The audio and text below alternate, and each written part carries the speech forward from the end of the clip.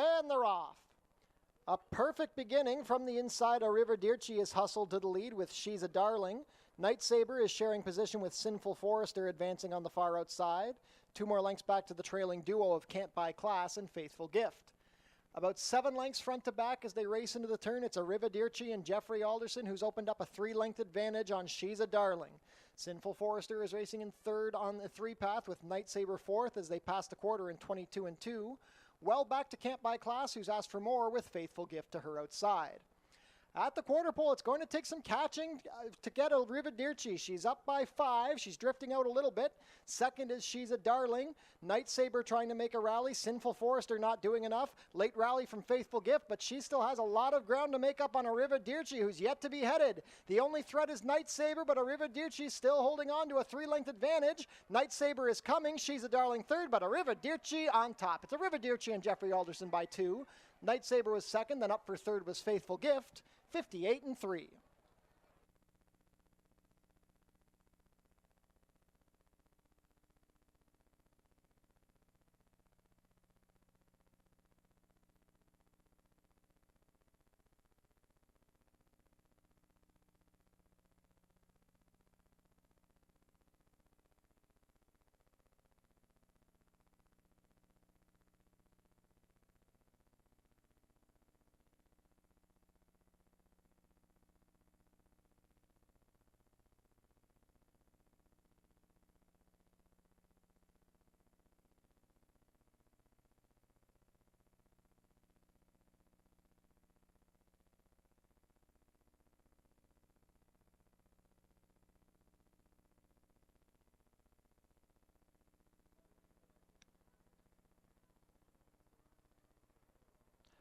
And they're off.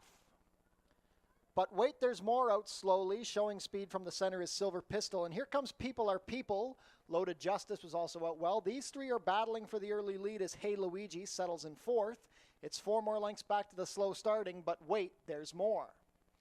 3 across the track as they race midway down the backside. It's People Are People with the head in front of Silver Pistol. Loaded Justice is right there from the 3 path. 3 went an opening quarter in 22 and 2. Hey Luigi is 5 lengths back on the inside from 4th and still well back to but wait, there's more. Little has changed up front. It's still People Are People trying to hold off Loaded Justice. Silver Pistol begins to tire. Hey Luigi is inching closer on the inside, but wait, there's more yet to tack on. It's People Are People trying to shake loose. Hey Luigi has room up the inside if good enough. Loaded Justice is still right there, but People Are People is kicking clear at the 8th pole. It's People Are People and Juan Crawford. The threat is Hey Luigi up the inside. Loaded Justice begins to tire. People Are People will prevail. It's People Are People going on to a 2-length score. Hey Luigi second, then Loaded Justice, Silver Pistol, and but wait, there's more. 5.5 in 104 and 3.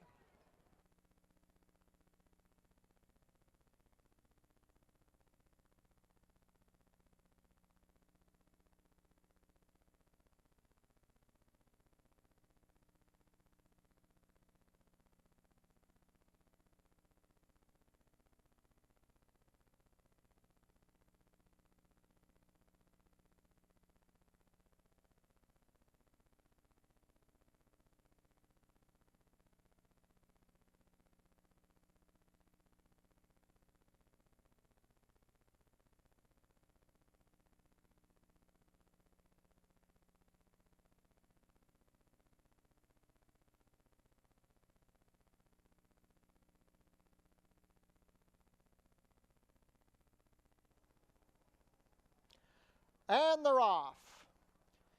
Mia and Me broke well, Told It All showing speed and splitting horses. That's Forest Flash making the early lead.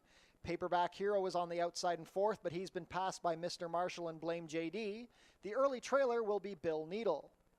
It's Forest Flash who hustled out under Kirk Johnson to make the lead, a length and a half better than Mia and Me, who's tracking on the outside. Told It All saves ground from 3rd as they pass the quarter in a snappy 22 flat. Mr. Marshall and Paperback Hero try to gain position together as Blame JD and Bill Needle still race at the back. 3 furlongs to travel. It's still Forest Flash on a 3-length lead. Mia and Me asked for a little bit more from 2nd. Paperback Hero is rallying from 3rd. 3 deep with Mr. Marshall between horses. Told It All still saving ground. Blame JD and Bill Needle still trail.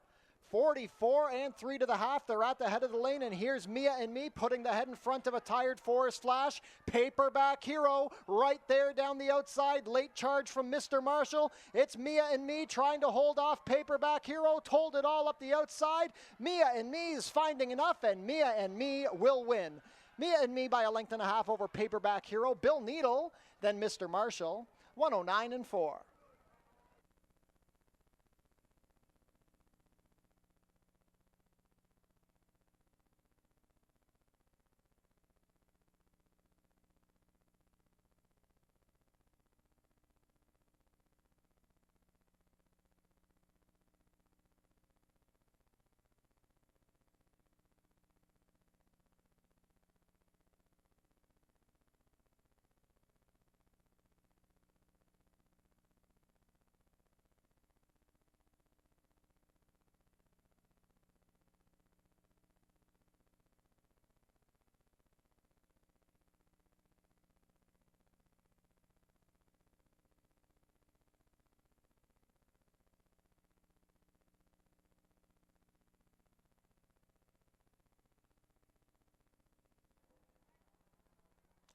And they're off.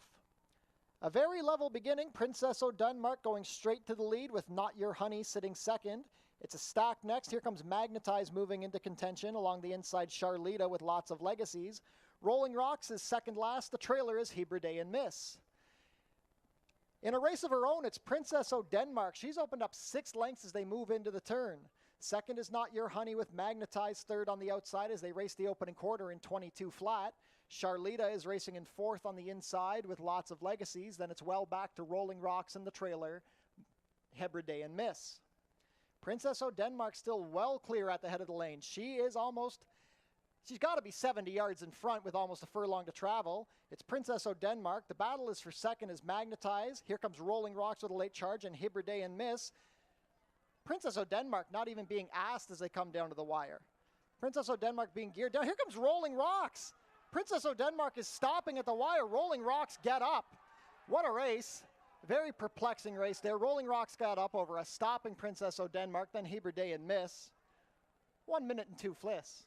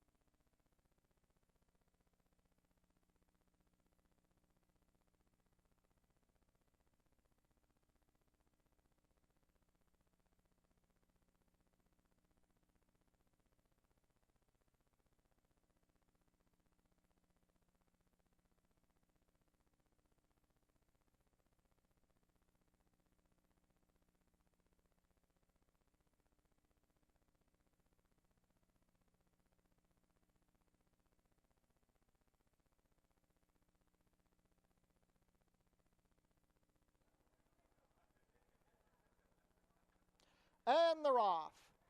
I like it when it snows out a step slowly. Video evidence going straight for the lead with stablemate My Math is Correct, also forwardly placed. One Hell of a Girl is stalking from the inside, sharing position with Reggie Boy. It's 2.5 lengths back to Team Talabat in the trailer. I Like It When It Snows. The stablemate's duking it out on the lead. It's video evidence with a short advantage over My Math is Correct. They've opened up 4 lengths on a well-positioned Reggie Boy as they pass the opening quarter in 22 seconds flat. 2.5 more lengths to Team Talabat. Now I Like It When It Snows tries to get going past One Hell of a Girl. Less than 3 furlongs to travel, and now video evidence has a clear advantage on My Math is Correct. Team Talabat winding up a rally, passing Reggie Boy. I Like It When It Snows, and at the back, One Hell of a Girl. Quarter of a mile left to go. The half was 45 and 4. They swing for the drive. It's video evidence, and My Math is Correct. But here comes Team Talabat and Mark Lee Buchanan down the outside. Video evidence clinging to the lead. Team Talabat tried to rally, but now he's stalled on the wrong lead. Reggie Boy tired. Video evidence has shaken off every challenge. It's video evidence and Kirk Johnson kicking clear to a 6-length score. My Math is Correct came back on for second over Team Talabat, then a late rallying I Like It When It Snows. 6 furlongs and 111 flat.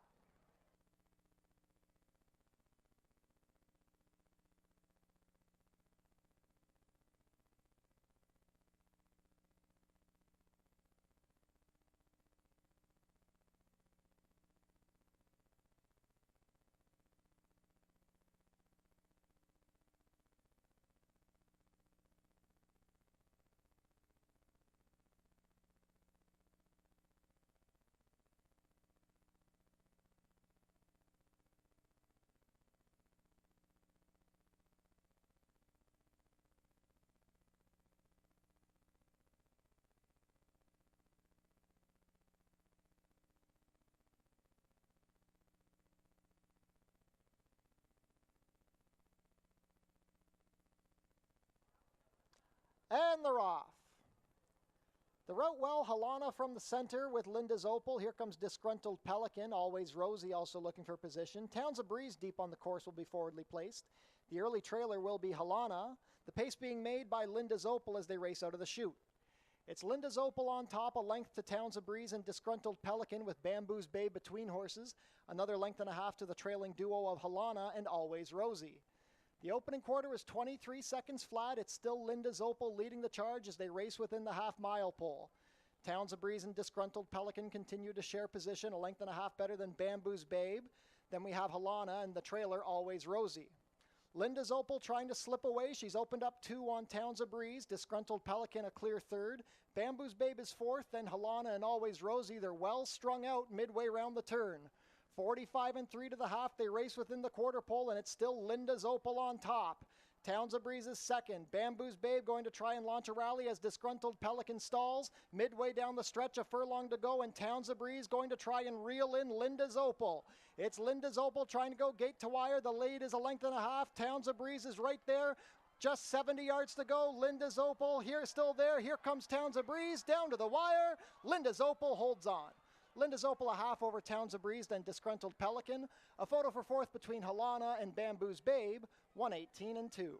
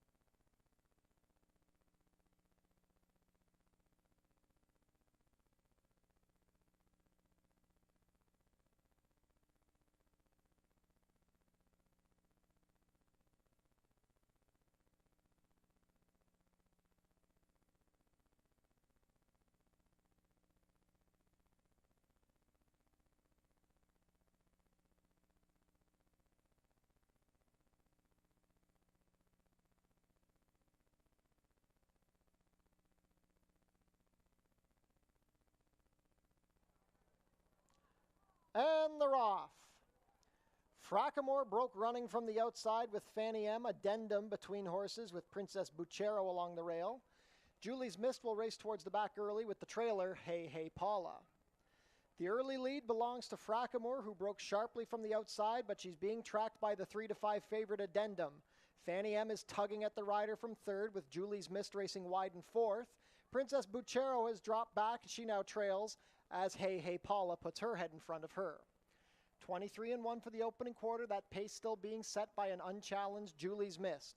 Fanny M is second on the outside with Addendum stalking from third. Julie's Mist is 3 deep. It's 5 more lengths back to Hey Hey Paula, who begins to gather momentum as Princess Buchero stops. 5/16 of a mile left to travel, 46-1 to the half. Fanny M now putting the pressure on Frackamore. Addendum is still biding her time from third as Julie's Mist comes under a ride. Hey Hey Paula has been gaining with every stride. At the head of the lane, it's still Frackamore. Room up the inside for Addendum if good enough. Fanny M puts the head in front of Frackamore. Here comes Hey Hey Paula down the far outside. It's still Frackamore and Fanny M, but Hey Hey Paula is surging down the far outside. Hey Hey Paula and Leo Salas get up. It's Hey Hey Paula, a photo for place between Fanny M and Frackamore. Then Addendum and Julie's Mist, 1:17-3.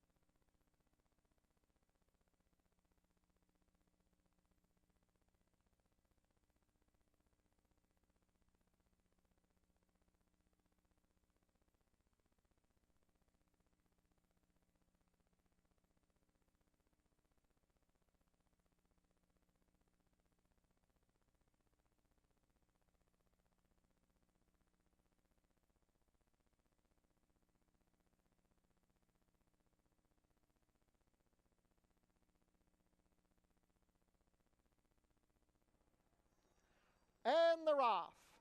Magical Champagne broke well from the outside, but Heavy Like a Chevy being sent to the lead by Mail Hot with Bourbon North to his outside. Best in Class is third along the rail. Juana's Legacy is advancing into the pack, shutting off British Sea as they race into the opening turn and also carrying Magical Champagne wide. Towards the back is Final Run for Love and the trailer Nino de Mama. It's been a rough run around the clubhouse turn. The pace is being set by Heavy Like a Chevy. Bourbon North and Magical Champagne attend the pace. It's 2.5 lengths back to Best in Class, who's well spotted from fourth as they pass the quarter in 24-3. Juana's Legacy races in fifth on the outside after being bothered early. British Sea finds himself in sixth, 2 lengths better than Final Run for Love, and Nino de Mama still at the back. Heavy Like a Chevy looking to make all the running. Bourbon North watches from second. Magical Champagne has had a wide journey. These three have opened up 6 lengths on Best in Class. The half was 47-3. Still racing in fifth is Juana's Legacy. British Sea not firing. Final Run for Love tries to get some momentum going, and continuing to trail is Nino de Mama. It's still Heavy Like a Chevy, but here comes Magical Champagne and Bourbon North splitting foes. Best in Class has plenty of room up the inside. Final Run for Love is closing. 4 across the track up the inside. Best in Class takes the lead from a tired Heavy Like a Chevy. Final Run for Love is closing from the back, as is Nino de Mama and British Sea. It's Best in Class. Final Run for Love is coming. British Sea is there. Best in Class. Final Run for Love. Not enough. Best in Class holds on. It's Best in Class over Final Run for Love, then British Sea. Fourth was Nino de Mama, a photo for fifth between Heavy Like a Chevy and Magical Champagne, 128-1.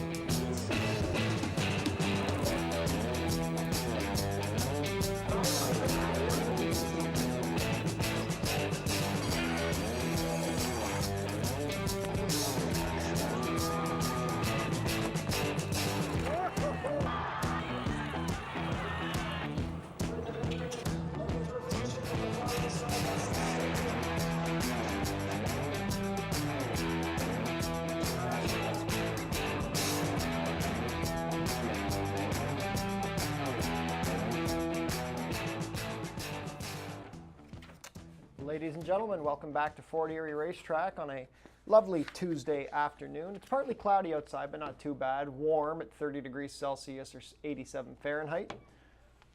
No wind blowing outside as I look out the window. The main track is fast. The turf is firm with the rail out at 18 feet. We have 29 minutes to first post. Visit our website, fortierieracing.com, for information about everything going on here at the track. Tune into the pre-race show for information about the track conditions, scratches and changes, handicapping analysis, and info about upcoming races and events. Racing is back next week at Fort Erie, Monday and Tuesday. Post time is 4:30. If you're on track with us tonight, stick around after the last race for a free concert featuring Rock Garden. Dogs are back this summer at Fort Erie. The Basset Hounds and Corgis will take the track on Sunday, August 17th. Fan favorite Puss in Boots Cup is returning on Labor Day, September 1st. The card also features the Horse People's Luminary Cup. Post time will be 12:15. Save the date, the 90th running of the Prince of Wales Stakes is coming up on Tuesday, September 9th. New this year for Prince of Wales Day is the fashion contest. Come out to see who will be crowned the best dressed. And also new for Prince of Wales, at our merchandise booth, we've got a $10 coffee mug for you to take home. Track-O-Lantern returning on October 13th. Kids in costume can come and trick-or-treat around the track. It kicks off at noon. Be sure to book your table in the Turfside Dining Room, open on live racing days. Reservations are recommended. Head down to the Paddock Shack for burgers, hot dogs, sausages, fries, and poutine, plus beer and soft drinks, located near the walking ring. Treat your team to an exciting day at the races. It's only $12.39 per person plus tax. The track pack includes one food item, one drink, and a Fort Erie live racing program. For more information, go to our website. Become a member of HPIBet.com today. Get $100 when you bet $100, plus your first bet is on us. We're having non-winning ticket draws today at Fort Erie. Bring your non-winning tickets to the customer service desk to enter the prize draw. Today's prize draw features a dog prize package courtesy of Pet Food Outlet. Tune into your TV Niagara for the Fort Erie Race Replay Show, Channel 700, Thursdays at 10:30 and Saturdays at 10. Fort Erie would like to thank our partner, Oneida New Holland of Niagara, for providing us with a new tractor for maintenance this season. We'd also like to thank our new partner, True Green Professional Lawn Care, who's helping us keep the grass looking green and lush. Pick 5 pools guaranteed at $10,000 today. They kick off in races 1 and 4. The Pick 4s guaranteed at $7,500. They begin in races 2 and 5. Jackpot High 5 wagering offered in today's 8th race. The carryover is $32,852. Smoking is allowed in designated areas only at Fort Erie Racetrack. No food or beverage are allowed in these areas, and no cannabis is allowed on the property. Changes up next. Race 1 is clear, no changes in the first. Race 2 is also clear, no changes. In race 3, we have an overweight on the number 5, Miss D's Pride. The rider will be 2 pounds over at 122. Race 4 is clear, no changes. Race 5, scratch the also eligible, number 9, Lulu's Lullaby. Race 6 is clear, no changes in race 6. Race 7, scratch the also eligibles, number 9, Bongino, and number 10, Professor Rides Again. And in race 8, Vet scratched the number 1, 40 Flash. Stewart scratched the number 2, Hixie. Vet scratched the number 4, Red Maple. And Stewart scratched the number 12, Coherence. Scratch numbers 1, 2, 4, and 12. 8 races on tap here for a Tuesday at Fort Erie, fast and firm. Let's take a look at our selections on today's card. Race 1 is a claiming race for fillies and mares, 3-year-olds and up, which have not won a race this year or which have never won 4. We're going 5.5 for a claiming price of $4,000. $10,000 guaranteed. Early pick 5 starts here. Field of 6, no changes to kick off the day. Going to take a look at my top choice here, the number 4, American, of course, already 1-9 on the board, going to be a heavy favorite at post time. American, of course, was claimed by Icon at Gulfstream back in March. They ran her back once there 20 days after, and she ran an okay fourth. That was back in March, and she has not been seen since. She was entered in the long-run Thoroughbred Aftercare Stakes on Father's Day, but was scratched. Now shows up here for $4,000. Obviously, this has not been an ideal claim for these connections, but they are never shy about dropping horses in to get them where they need to win. Although her form recently has all been on the synthetic at Gulfstream, you look, she's got a great record on dirt, 5 wins, 8 seconds, 3/3, and 23 starts, so we know she can handle the surface. She's got speed out of the gate, and I think she will be the tough one here under Zerrel Ford for Tony Adamo. Number 6, Rifling, was second best behind the speedy Tamina last time for $5,000. Now drops in for $4,000. She was a very easy winner of a $4,000 non-winners of 3 2 starts ago. And if American, of course, does not fire, this looks like the one who could pick up the pieces for Melanie Pinto and Mike Blake. And for the show spot, I'm going with the number 3, Creative Performance. Just a nose behind Rifling last time, stalked the pace and ran pretty gamely. No one was beating Tamina that day. She's been improving with every start this season. Jeffrey Alderson and John Sims have had plenty of success together over the years, although they haven't teamed up too much this year. I expect a good run out of Creative Performance. Race 2 is a claiming race for 3-year-olds and up which have not won a race this year or which have never won 4. We're going 6.5 furlongs for a claiming price of $10,000 down to $9,000. $7,500 guaranteed early pick 4 starts here. Another field of 6 early on the card. I'm taking a look at the inside runner, number 1, Always Away. Always Away looked pretty good when winning a 62.50 non-3 on June 10th. Tracked the pace and kicked clear. Then he ran in a starter optional 10. He finished 4th behind 3 of these horses, Stylish Gent, Sea to Air, and Kitty Holiday, but I still think he ran well. If he has some pace to run into, which he could this time, Sea to Air and Where Is Essa and Stylish Gent, all of them want to show speed. So if they link up and get tired at the end, Always Away could come running to pick up the pieces. Jeffrey Alderson riding for father Tony Alderson. Number 3, Kitty Holiday. He was a good 3rd behind Stylish Gent 2 back, then came back in another starter and ran another solid 3rd behind Bella Future and Have to Reload. Kitty Holiday, just a very solid horse here on the Fort Erie dirt. He's hit the top 3 in 8 out of 9 starts over the surface. And just considering the money that Stylish Gent will take given the connections, I think Kitty Holiday could be a little overlooked here. Obviously, number 4, Stylish Gent will take a lot of money. Icon and Adamo always do. This one has won 2 in a row. He won a 75 up at Woodbine on June 13th.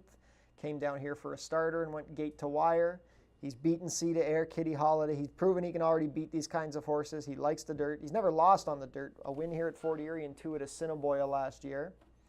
He's the horse to beat. He's fast out of the gate, and if they don't go with him early, I don't think he'll get caught. But you're going to have to take a short price. Race 3 is a claimer for 3-year-olds and up, which have never won 2. We're on the turf course, going about 7 furlongs for a claiming price of $62.50 down to $6,000. Field of 8. Going to go a circuit of the turf course here. I've gone with the number 4, Panyard Tap. He's had 3 starts here at Fort Erie, and I really don't think you can fairly judge any of them. The 2 sprints on dirt, cross those out. He's not a dirt horse. And when he was going 6 furlongs back on June 24th, he was on the lead. He doesn't want to be on the lead. He wants to drop back and make a run.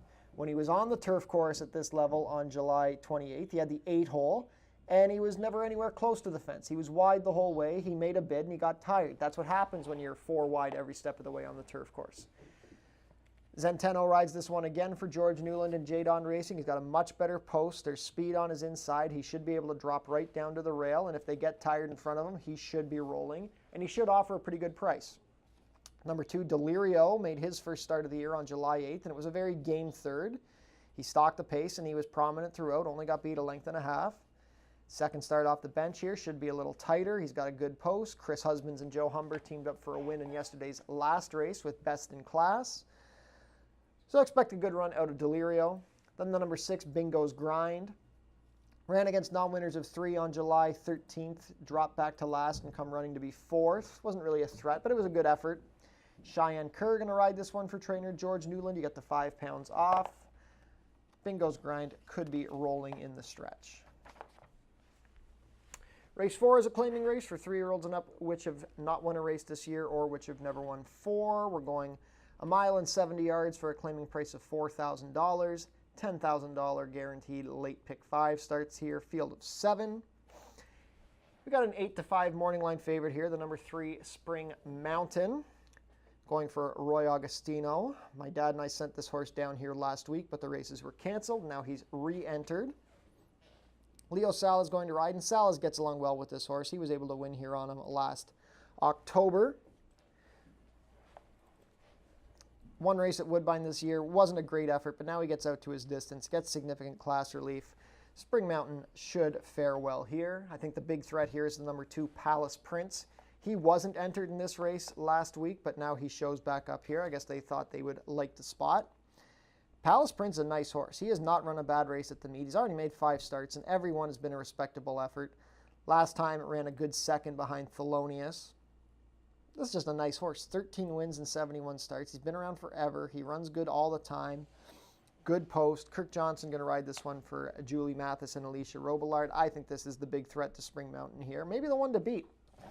Then for the show spot, the number 6 Santiago Salsa. He grinded along to be 3rd in the same race that Palace Prince exits last time. He's a plotter. Sometimes he picks up the bid enough to pick up a check. Last year he ran 2nd behind Spring Mountain back on October 8th. Tough to know what you're going to get, but he could plot along for a minor share for Alexis Sanchez and Howard Keene. Race 5 is a claiming race for fillies and mares 3-year-olds and up, which have not won a race this year or which have never won 4. We're going for a claiming price of $6,250 down to $6,000. Back on the turf course to sprint about 5 furlongs. $7,500 guaranteed late pick 4 starts here. Scratch the also eligible Lulu's Lullaby. I think we're going to have a good performance from the number 6 Chrome's Big Break. This is just a hard-knocking horse. Horse of the year last year, 6 wins in 12 starts, 7 lifetime wins. She went gate to wire over a sloppy track last time for $5,000 to beat Ash Carnelli. Her turf record is great, 2 wins in 3 starts over a firm turf course. She's got the speed. Melanie Pinto and Pierre Crete team up. I think she'll be a factor once again. Big question mark here is the number 3 Classy Image. Classy Image was claimed for $25,000 at Woodbine in December by these connections with these cup stakes in mind. They ran her in the long run thoroughbred aftercare on Father's Day, and she came up completely empty in the stretch. That was on June 15th. So it took from December to June to get this horse that they paid $25,000 for to the races. And now it's August for her second start, and she's gone from $25,000 to $62.50. So a lot of red flags here. But you know if she's good enough to beat these horses. She's got a pretty good run on the turf at Woodbine on her form. You look in August 2024, she was second in a 15,000 non-winners of 3. I guess we'll just see what we're going to get here. Ishmael Mascara riding for Mark Fournier. Classy Image, the question mark of the group. Number 2, Tamina. Gate to wire last time on the dirt over Rifling at the $5,000 level, now steps up. She ran on the turf here last year in September in a wide open 8,000 and ran good from last to be 3rd.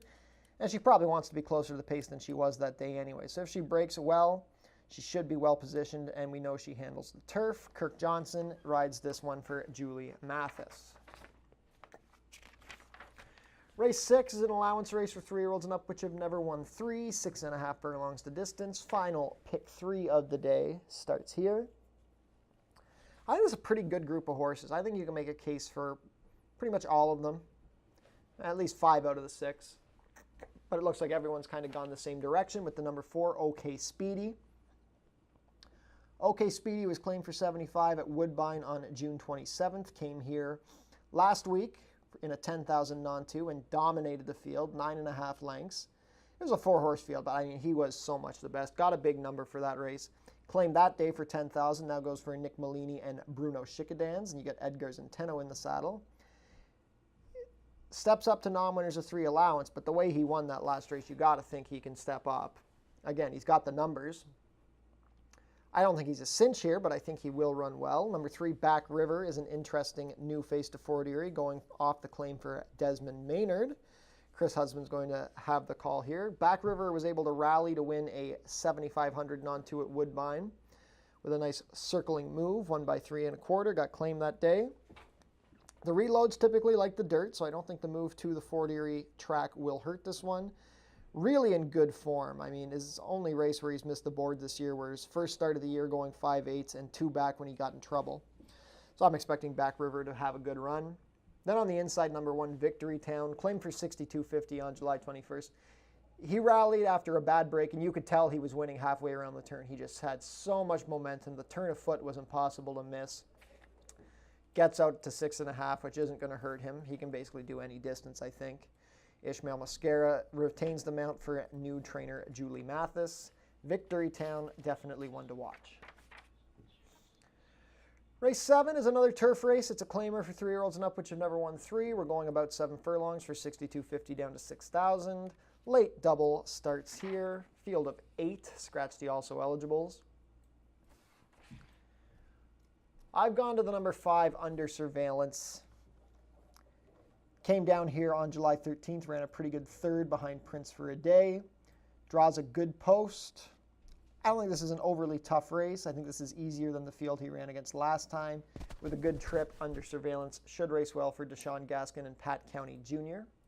Number 3, Rescue That Girl, came off the layoff on July 8th and had a very nice rally to get up and beat Screen Legend in a 62.50 non-2.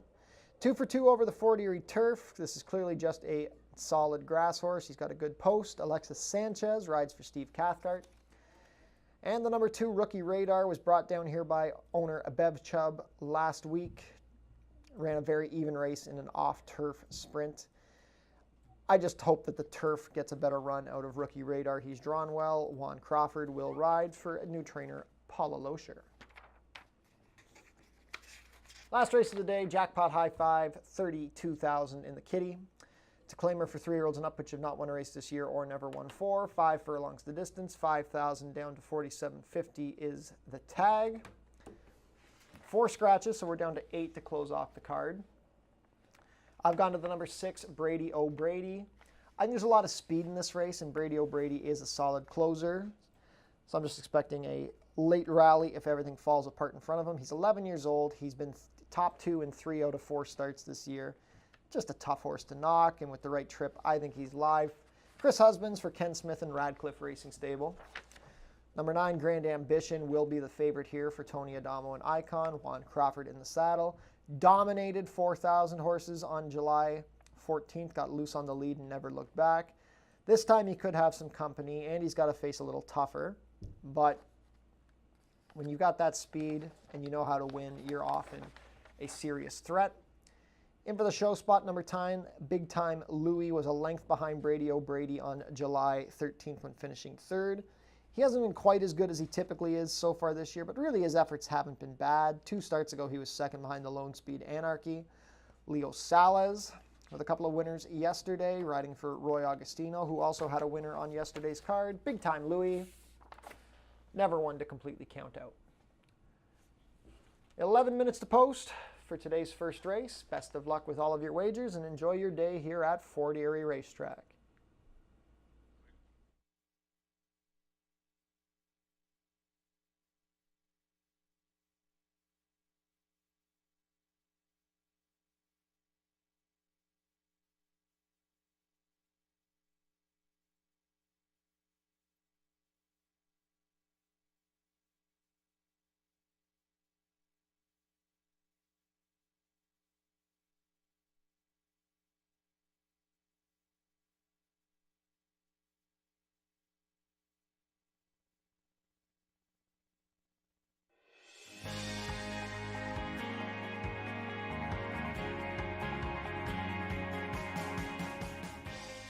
It's easy to make a bet on HPIBet.com.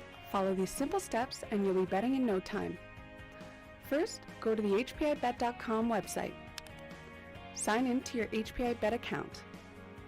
Find the track and race you want to bet on. Click on the Place Bet button. Click on the bet type you want to wager with. Click on the amount you want to wager.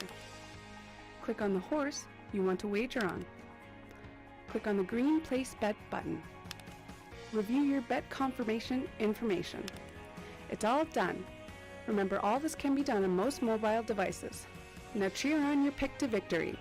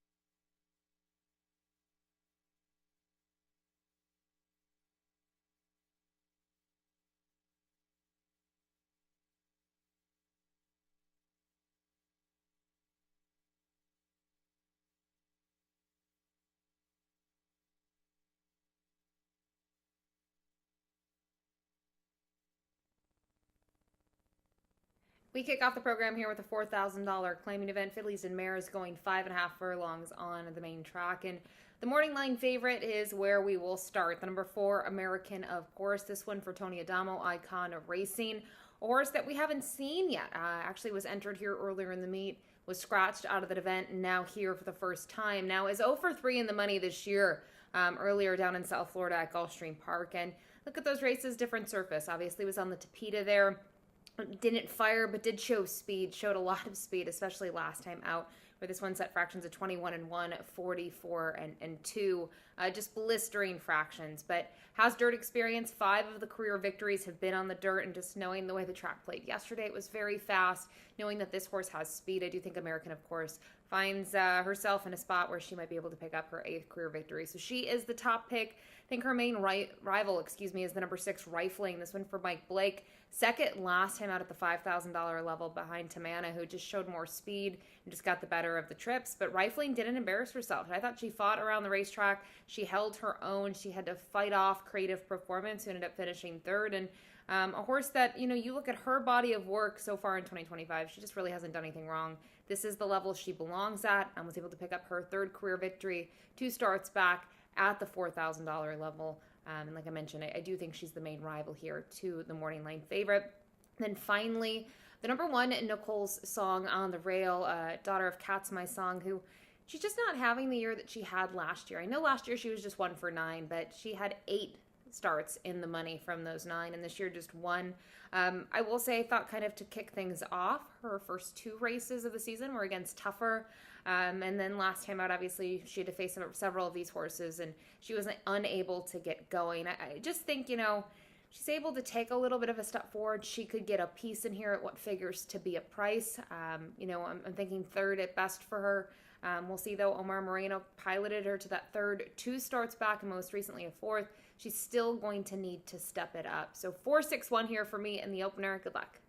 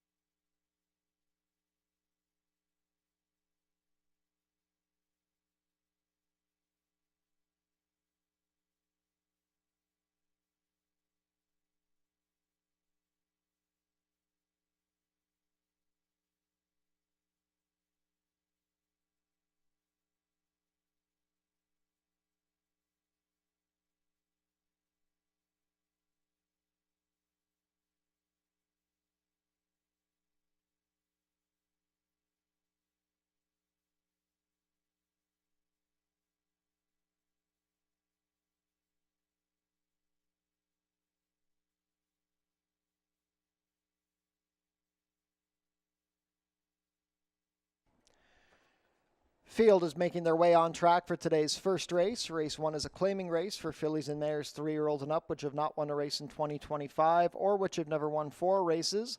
We're going for a claiming price of $4,000.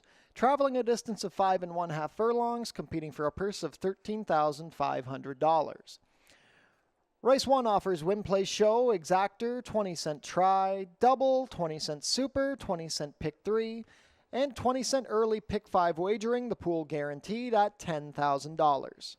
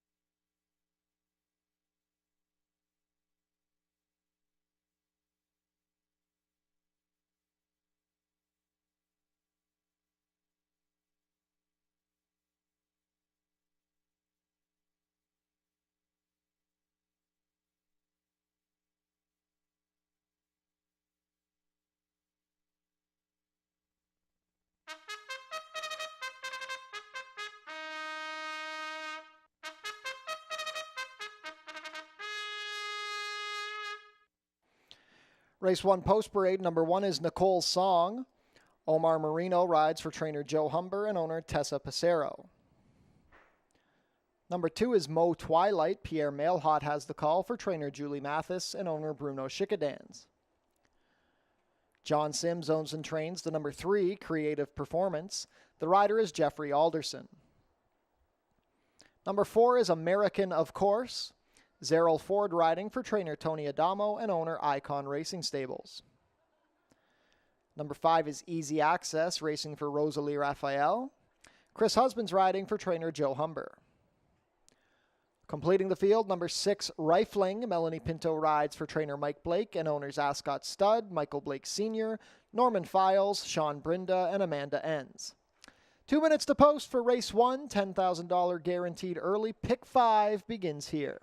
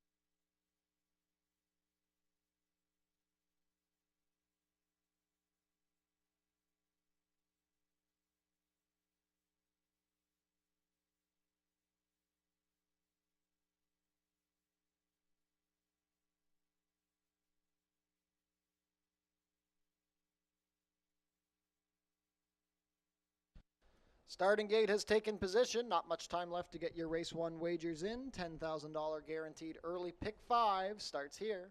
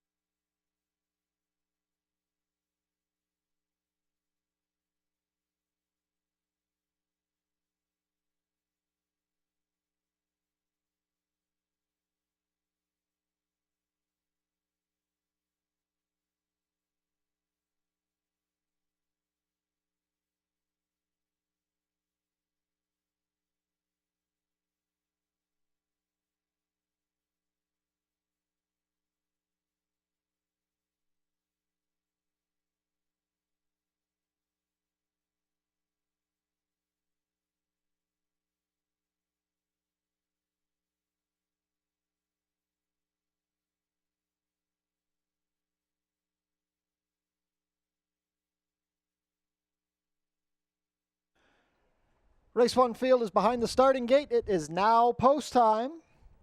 1-2 on the number 4, American of Course. Heavily favored to kick off the day. Here at the Border Oval, first in Nicole Song and Omar Marino.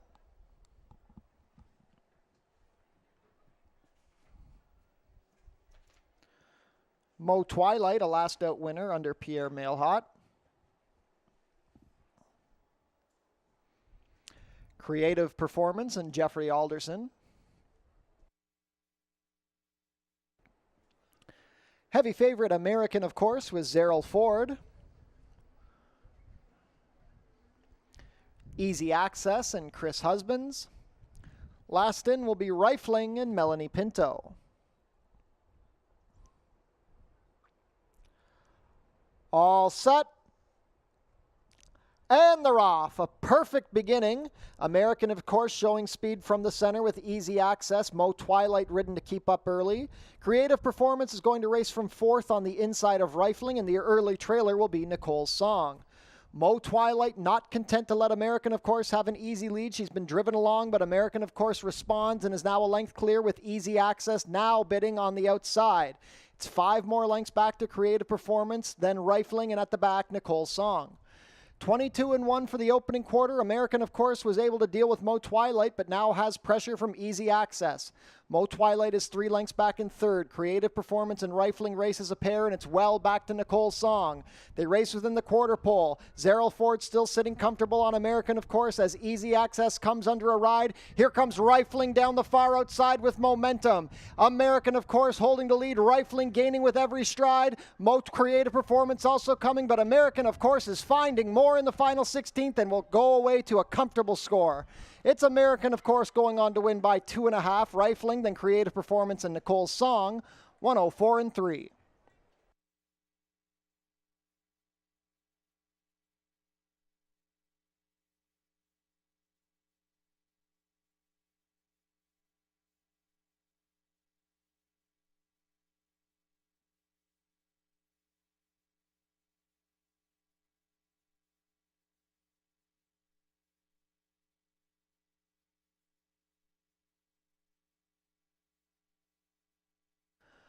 Unofficial in race 1, the winner is number 4, American, of course. Second is the 6, Rifling.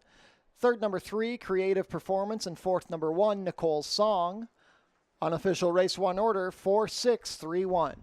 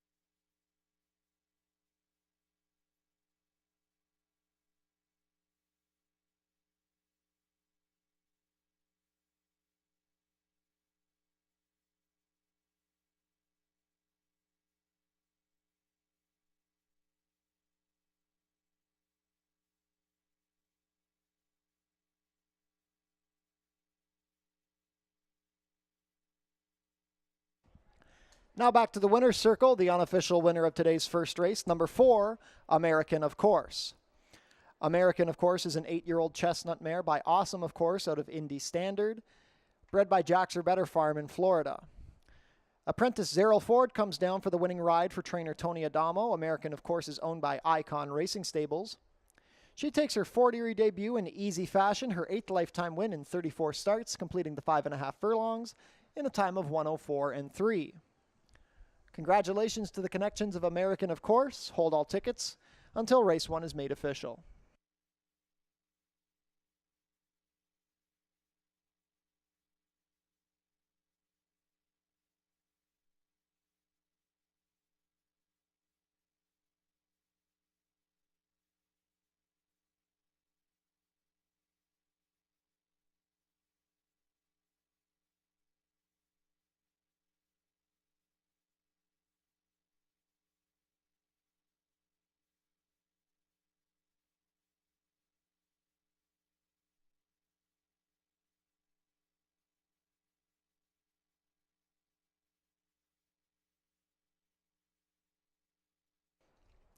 Prices are up. American of Course, $220 to win, $210 and $210. Second was the 6 Rifling, $250 to place, $210.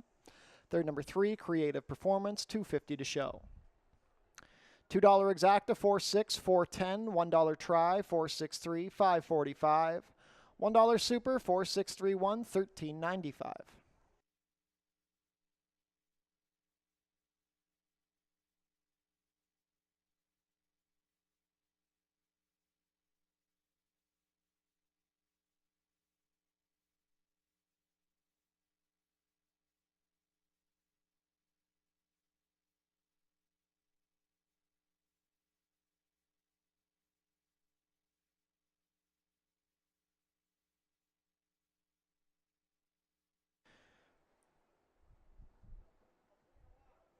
We had a claim out of race 1, number 6 Rifling, claimed by TJ Lloyd, moves to the barn of trainer Nick Malini. We're having non-winning ticket draws today at Fort Erie. Bring your non-winning tickets to the customer service desk for your chance to enter the prize draw. Today's prize draw features a dog prize package featuring or courtesy of Pet Food Outlet. Race 2 is coming up in 18 minutes. There are no changes.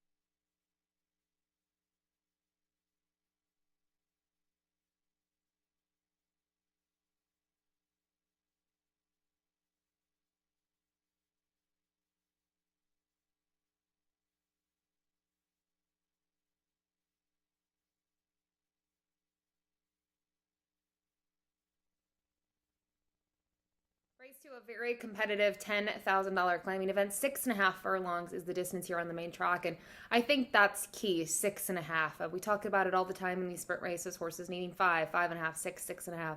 To me, 6.5 sometimes is a little bit of an equalizer, and with so much speed on paper, I think the 3 Kitty Holiday might get the right trip. Looking at his sort of progression, always been a big fan of his, but really has just come around this year as a 6-year-old. No knocks on him. He's gotten some pace help. I thought last time out he ran his race, just couldn't get to the top 2 in there. And prior to that, had a nice third behind Stylish Gent and Sea to Air. Was at the 6.5 furlong distance, but it was over a sloppy track. I think over a fast track, things could be a little bit different. And Chris Husbands was back aboard last time out, stays here. To me, that's a little bit of a selling point as well. Chris had a really good Monday program at the Ford. So Kitty Holiday on top. The number 4, Stylish Jen. I have a feeling he'll go off favored in here. Obviously, the body of work in those last 2 for 2. Since being claimed, I was able to win for $7,000, 2 starts back, and then more recently wasn't in for the tag against starter optional competition and took them gate to wire. It looked like Sea to Air was going to get by him in the turn. It never happened. This horse found another gear, and he obviously could be dangerous. He's undefeated on the dirt now in his career, and I said it. He's the horse to beat. I'm just going to try to get a little creative in here and use the 3 Kitty Holiday. And finally from here, Where Is Essa has a shot. The 2 Sea to Air I mentioned, even the number 1 Always Away. I think it's pretty wide open. I go to Sea to Air. I thought he ran really well last time out. He got the trip that he needed in his return to the races. Just not the trip that he desires, right? He wants to be forward. He really has one way of going. So he's going to go in here. He should have some more fitness. 3rd start off the freshening for a barn that's just had a tremendous season so far. And curious to see what'll happen. Obviously it's a little discouraging that Stylish Gent was able to put him away in the stretch run last time out, but maybe he is more fit this time around. So 3-4-2 here for me in race number 2.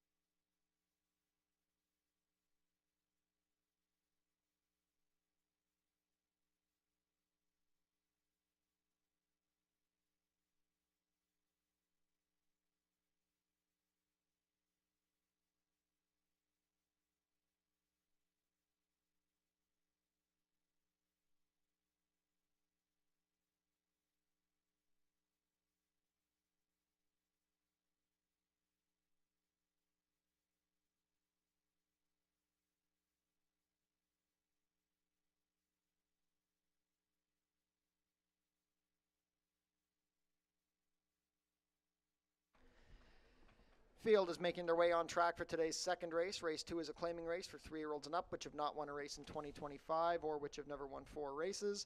Going for a claiming price of $10,000 down to $9,000. We're traveling a distance of 6½ furlongs, competing for a purse of $22,200. Race 2 offers win, place, show, exactor, 20-cent try, double, 20-cent super, 20-cent pick 3, and 20-cent early pick 4 wagering. The pool guaranteed at $7,500.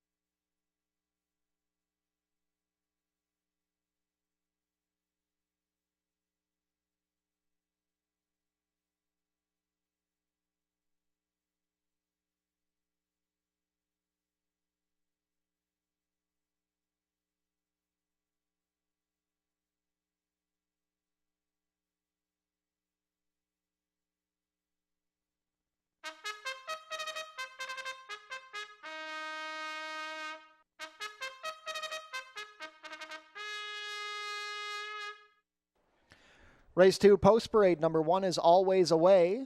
Jeffrey Alderson riding for owner-trainer Tony Alderson. Number 2 is Sea to Air. Ishmael Mosquera has the call for trainer Jeff Voice and owners Robin Voice, Melinda Schuett, and Lupita Garcia.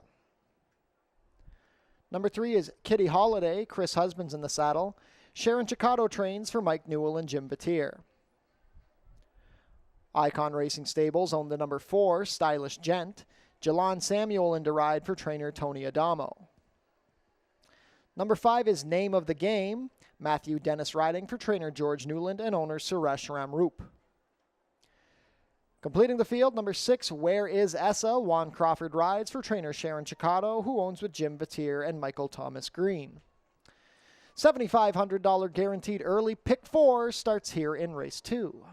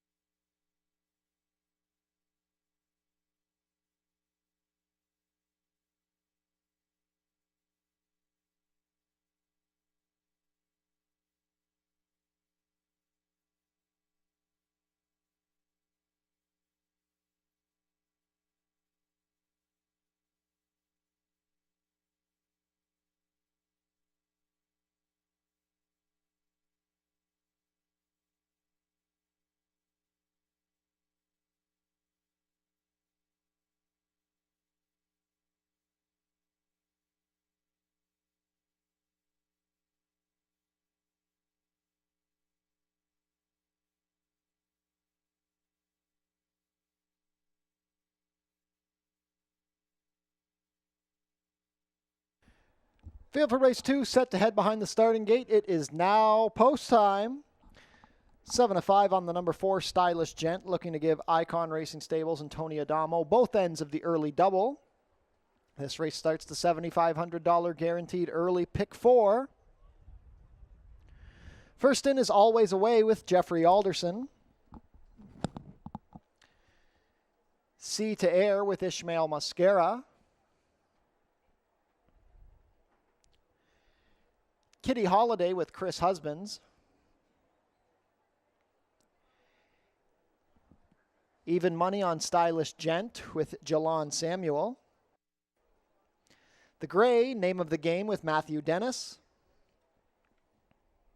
Last up will be Where Is Essa and Juan Crawford.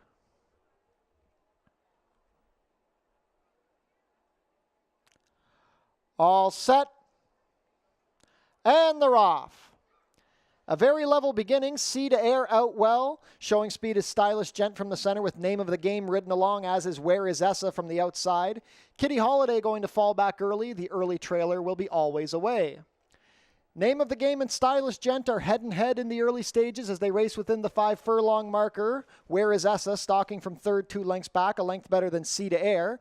It's another 2 back to Kitty Holiday, and Always Away will have to come from last. The opening quarter was a quick 22-1. Name of the Game still with the head in front of Stylish Gent as they race into the turn. Where Is Essa biding his time from third. Sea to Air getting closer. Kitty Holiday still racing in fifth, and Always Away yet to tack on. Still has 6 lengths to make up on the leaders. Still a duel up front. Nothing has changed. Stylish Gent on the inside. Name of the Game on the outside. Sea to Air looking for somewhere to go from third with Where Is Essa ridden along. Here comes Kitty Holiday. Always Away still at the back there. 4 across the track at the head of the lane. Sea to Air puts the head in front of Name of the Game. Here comes Kitty Holiday looking for somewhere to go. Where Is Essa? Always Away from last. They're going to have to run down Sea to Air. It's Sea to Air and Ishmael Mascara. Kitty Holiday with momentum, but still 2 lengths to make up on Sea to Air, and he's not going to get there today. Sea to Air on top. Sea to Air by 1.5, then Kitty Holiday, Where Is Essa, and Stylish Gent. 6.5 and 1:16 and 3.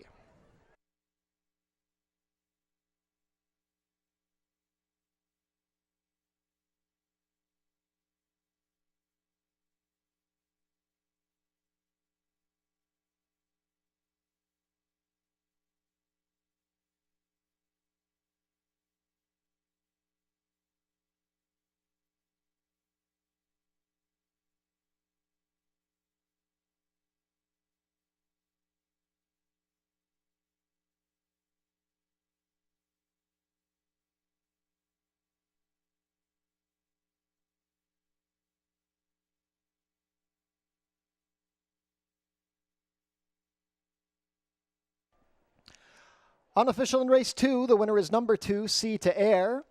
Second is the 3, Kitty Holiday. Third, number 6, Where Is Essa. And fourth, number 4, Stylish Gent. Unofficial race 2 order, 2-3, 6-4.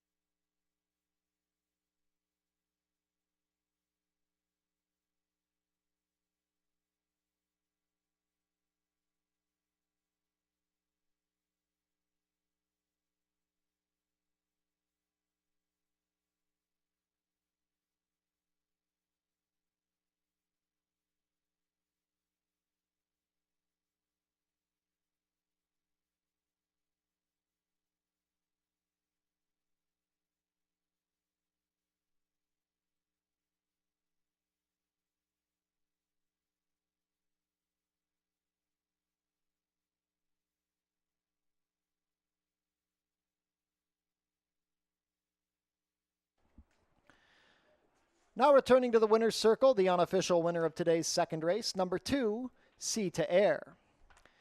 Sea to Air is a 6-year-old dark bay or brown gelding by Air Force Blue out of Harbour Vixen, bred here in Ontario by Minchell Farms. Ishmael Mascara with the winning ride. Sea to Air is trained by Jeff Voice for the partnership of Robin Voice, Melinda Schuett, and Lupita Garcia. Sea to Air scores his first win of the season, his 7th lifetime win in 30 starts. Stalking the pace and pouncing to complete the 6.5 in a time of 1:16.3. Congratulations to the connections of Sea to Air. Hold all tickets until race 2 is made official.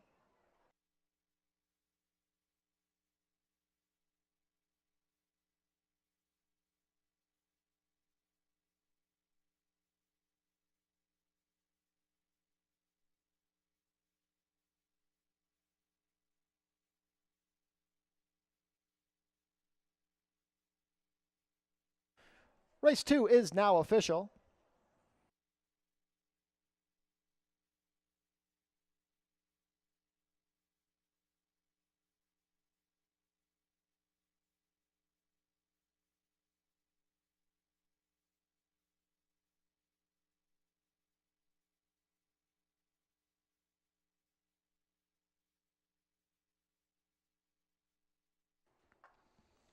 Prices are up. Sea to Air, 27.10 to win, 10.80 and 5.70 in a 12-1 upset.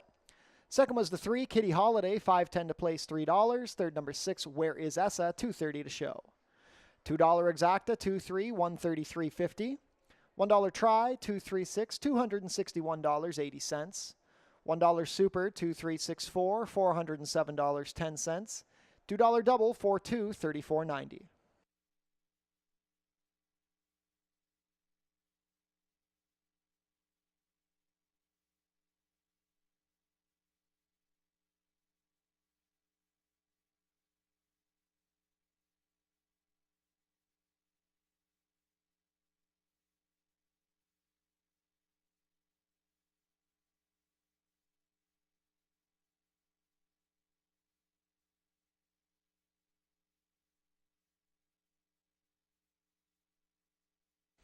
If you're on track with us today, stick around after the last. We'll have a free concert at the Tiki Bar featuring Rock Garden.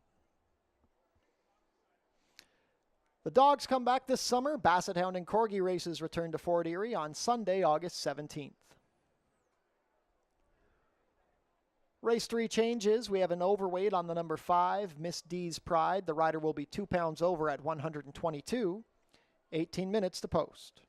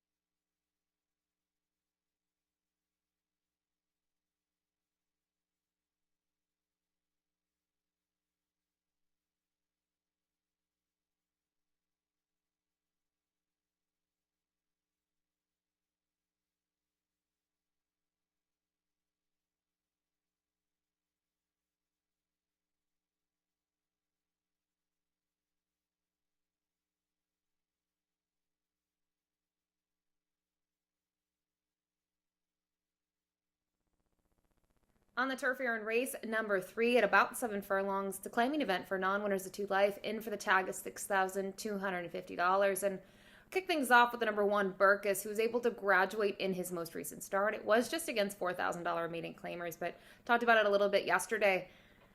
$4,000 claimers, maiden special weight at 40 Erie, sometimes there isn't a huge difference. You really have to kind of do your homework through the races because turf spots are limited and trainers want to get their horses in. So sometimes you just have to run where the spots are and it's not necessarily the level that you're looking for. And Burkus ran very well. He needed every bit of ground at 5/8. I think he solidified himself as probably a horse that needs more distance. And he was able to get up and pass Magical Champagne in the final really stride or two to the wire. So excited to see him stretch out. Now first off the claim for Mickey Neubauer, a trainer that does very well with these new acquisitions. We saw her fresh off the claim yesterday with a horse that was able to find the winner's circle. So like Burkus and just think, turf going longer is going to suit him well. So he is facing winners for the first time. The number 3, Forest Woodsman, is not. He's been facing winners several starts in a row. Actually, his last 4 have been against winners. And I thought he came a little bit to life last time out. It was at this distance. It was on the turf. And he was 4th best, but he was the pace setter in there. And he backed up, but not horribly. I mean, he was only defeated a length and 3/4. It was his first 2-turn race of the year. I would expect him to be more fit off of that effort. And with that in mind, I mean, if he goes to the front in here, in my opinion, there's no reason he can't stick around for a share. So I'll use Forest Woodsman underneath. And then finally, in the 3rd spot, the number 6, Bingo's Grind. Sort of an opposite running style in contrast to Forest Woodsman, because Bingo's Grind is going to try to close from off of it. He is a deep closer as of recent, and last time out, Cheyenne Kerr was aboard, was able to close and finish 4th in there, and did get some pace help, I guess. I would like to see him a little bit more involved. I felt like his 3rd place 2 back on the dirt. If he can just be a little closer to the action, he could be an interesting play in here. Very curious to see how he'll be bet. He's 6-1 on the morning line. I think anywhere near there, he's a really good price in here. But for me, the rail runner Burkus caught my attention. Good luck.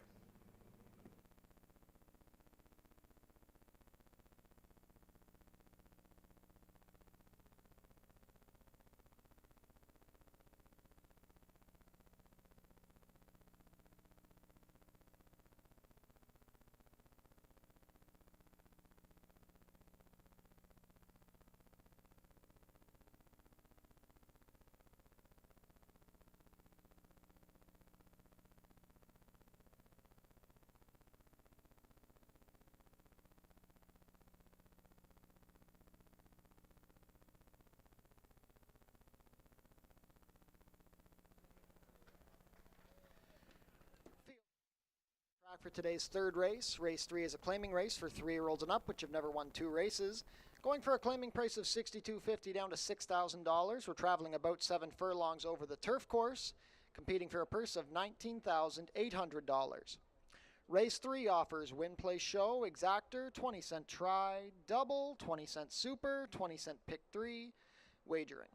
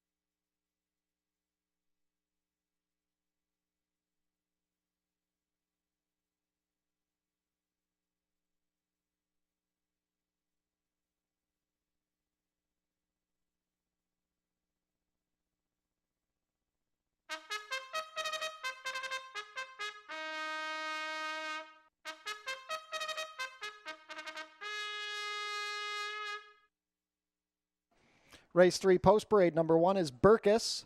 Terry Husbands rides for trainer Mickey Neubauer and owner Lori Norris. Number 2 is Delirio. Chris Husbands in the saddle for trainer Joe Humber and owner Robert Elkins. Number 3 is Forest Woodsman, Jeannie Ryan owns. Kirk Johnson in the saddle for trainer Danny Wills. Number 4, Panyard Tap. Edgar Zenteno rides for trainer George Newland and owner Jadon Racing. Number 5 is Miss D's Pride. Ishmael Mascara rides for trainer Howard Keene and owner Six Brothers Stable. Number 6, Bingo's Grind races for Lincoln Rodhay. Cheyenne Kerr rides for trainer George Newland.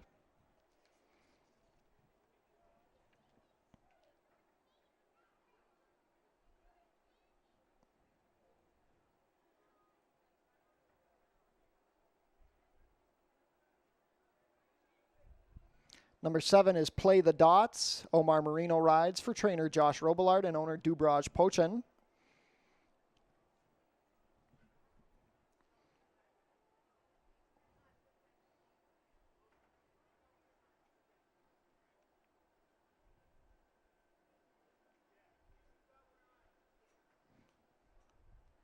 And on screen now, number 8, Black Hills Sheriff. Pierre Mailhot riding for trainer Julie Mathis and owner David Mathis. 2 minutes to post for race 3. We are on the turf.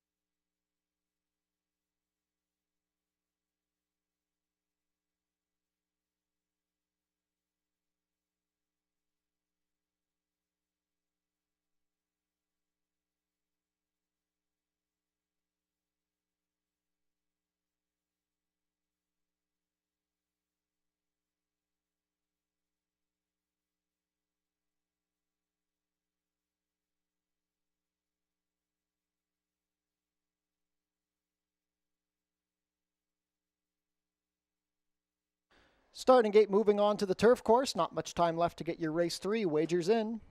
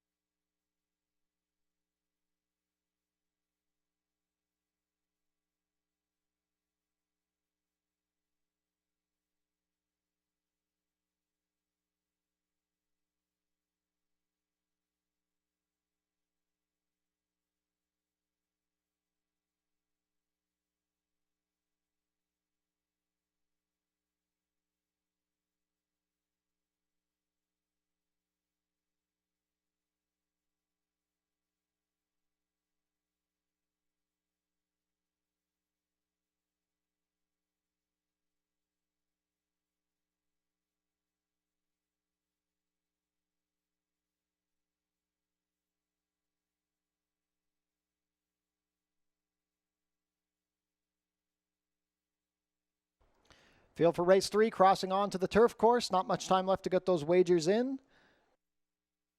9-5 favorite, the number 1, Burkus. 5-2 support on the number 2, Delirio. 7-2 on the number 6, Bingo's Grind. First turf race of the day here at Fort Erie.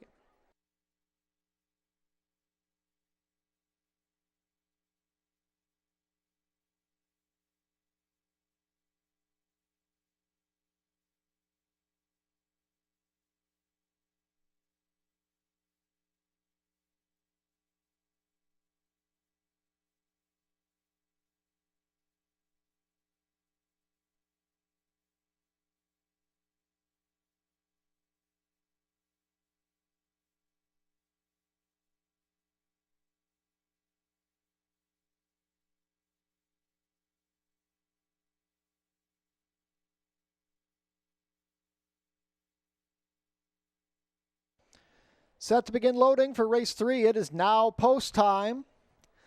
They've already loaded the number 8 Black Hill Sheriff. Pierre Mailhot will climb back aboard. It's a field of 8 to go a circuit of the turf course.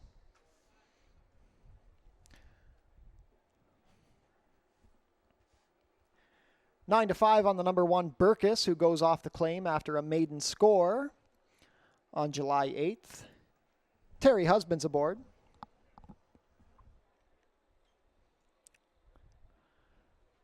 Chris Husbands aboard Delirio, the gray, also taking support at 5 to 2. Forest Woodsman with Kirk Johnson.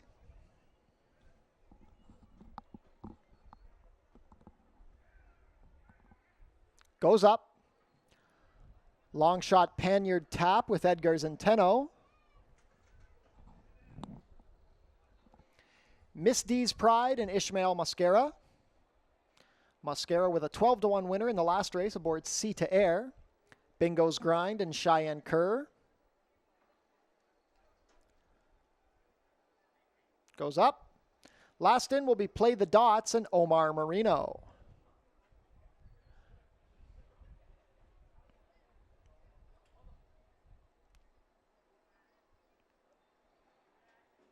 Panyard Tap sharpened the gate.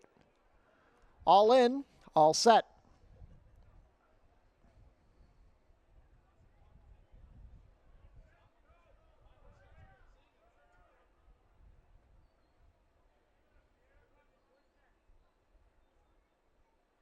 Pierre Mailhot to climb back aboard Black Hill Sheriff. Forest Woodsman a little fractious.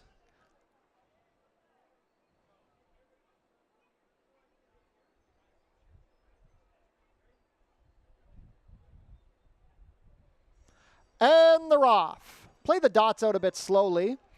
Forest Woodsman going straight to the lead with Delirio and Burkus also vying for position. Panyard Tap going to be close. Black Hill Sheriff going to be wide into that first turn. Misty's Pride has dropped back early with Bingo's Grind along the rail. The early trailer will be Play the Dots. It's a pretty clustered early pace. The lead belongs to Forest Woodsman, but he's being tackled quickly by Delirio. Panyard Tap is racing on the outside in third with Burkus in a perfect spot from the inside. It's 3 more lengths back to Black Hill Sheriff, who's joined by Bingo's Grind, then 3 more to Misty's Pride, and the trailer Play the Dots. 24-4 for the opening quarter. Forest Woodsman is shaken clear. He's racing 2 lengths better than Delirio. Panyard Tap and Burkus are next, and 3 more lengths back to Black Hill Sheriff. Bingo's Grind racing in the 2 path, 2 lengths better than Misty's Pride. Play the Dots continues to trail. They race into the far turn. They still need to reel in Forest Woodsman, who went the half in 48-2.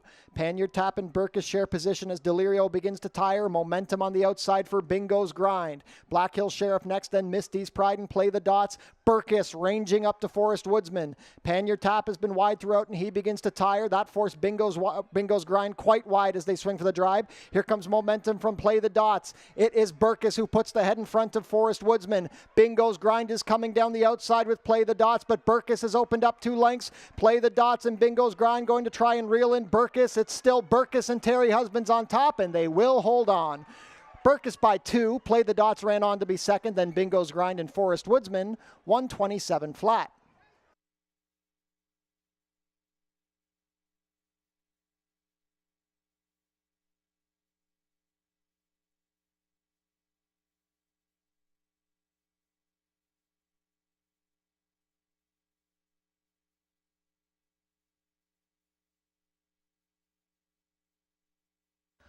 Unofficial in race 3, the winner is number 1, Burkus. Second is the 7, Play the Dots. Third, number 6, Bingo's Grind. And fourth, number 3, Forest Woodsman. Unofficial race 3 order, 1763.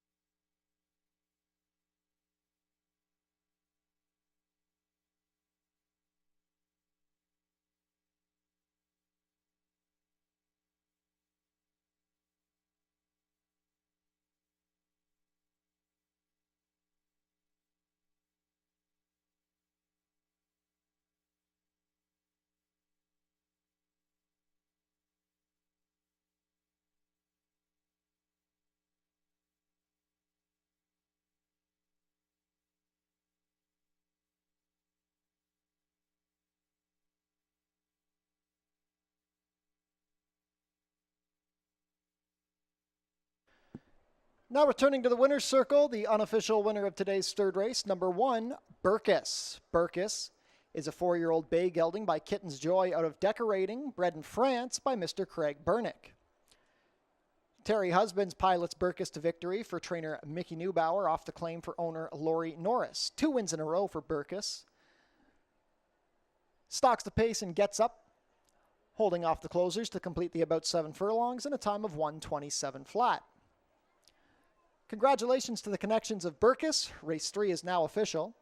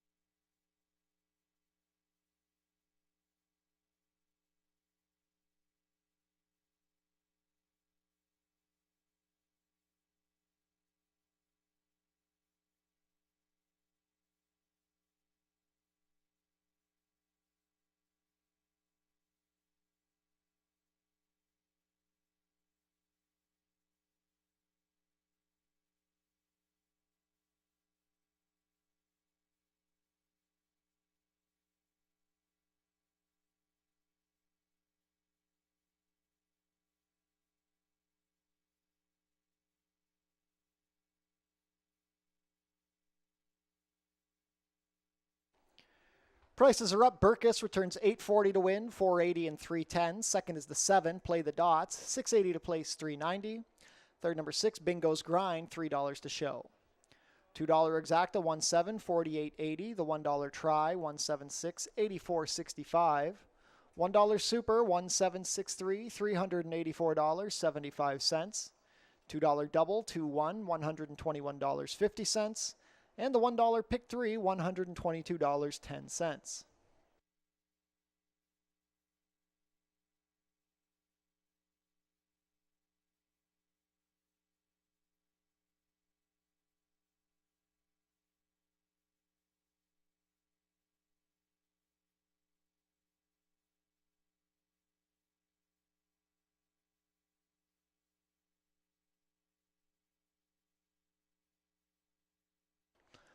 Fan favorite Puss in Boots Cup coming up on Labor Day. The card also features the Horse People's Luminary Cup, September 1st. Post time will be 12:15. Save the date. The 90th running of the Prince of Wales Stakes is coming up on Tuesday, September 9th. New this year for the Prince of Wales Stakes is the fashion contest. Come out to see who will be crowned the best dressed at the Prince of Wales. Race 4 coming up in 23 minutes. There are no changes.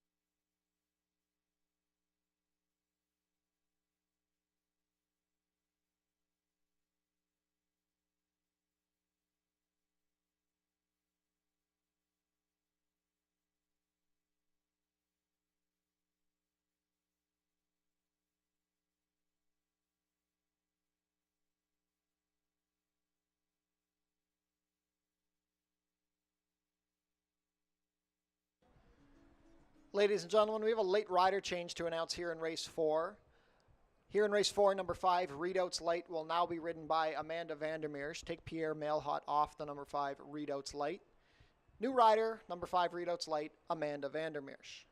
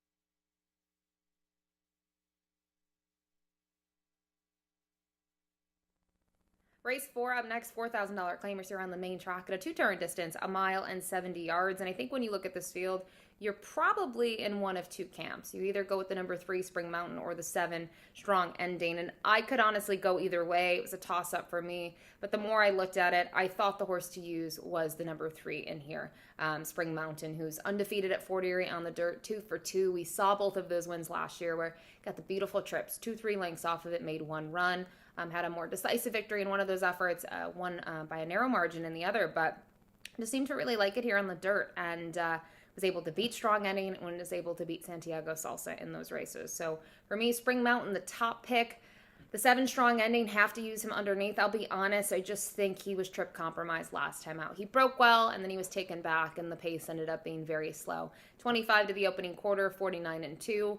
In my opinion, I know he wasn't favored. I think he was the best horse in the race and just did not get the trip that he needed. So if he breaks sharp, I hope that they just kind of keep him in a good rhythm towards the front and they don't take back. So former Horse of the Year here at Fort Erie, he loves the two-turn races. He finally gets another crack at it, and I think he should be sitting on a big effort. And then finally from here, the number 6 Santiago Salsa is coming in here off his best effort. He's not a sprinter. He's a horse that needs two turns. He needs all the distance that he can get.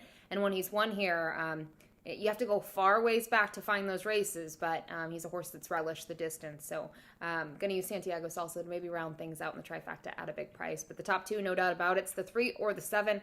I go to the 3, Spring Mountain. Good luck.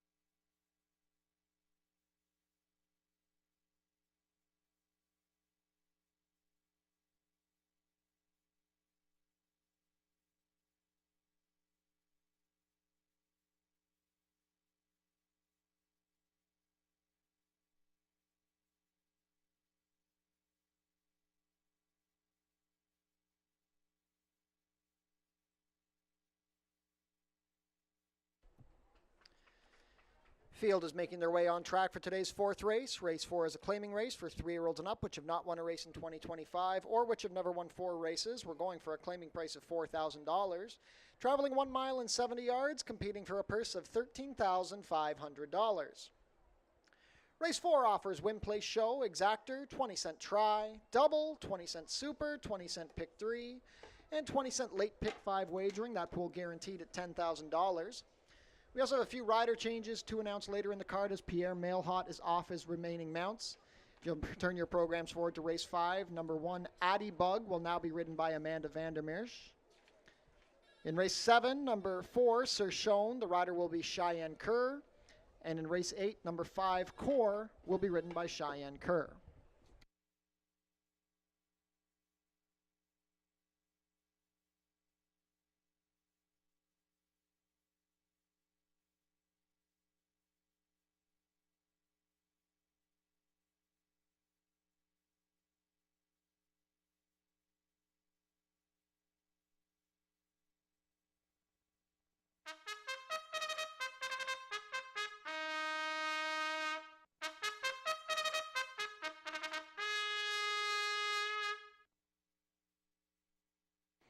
Race 4 Post Parade, number 1 is MC Jackhammer, Melanie Pinto riding for trainer Joe Humber and owner Church Street Stables. Number 2 is Palace Prince racing for Alicia Robillard, Kirk Johnson in the saddle for trainer Julie Mathis. Number 3 is Spring Mountain, Leo Salas rides for trainer Roy Augustino and owner Mary Addo. Six Brothers Stable own the number 4, Fascination Street, Omar Marino riding for trainer Ken Albu. Number 5 is Redoubts Light. Amanda Vandermeersch picks up the mount for trainer Ken Smith and owner Radcliffe Racing Stable. Number 6 is Santiago Salsa. Alexis Sanchez rides. Howard Keene trains and owns with Ben Canhigh. Completing the field, number 7, Strong Ending. Chris Husbands riding for trainer Richard Davis, who owns with Trevor Shand. 2 minutes to post for race 4. $10,000 guaranteed late pick 5 starts here.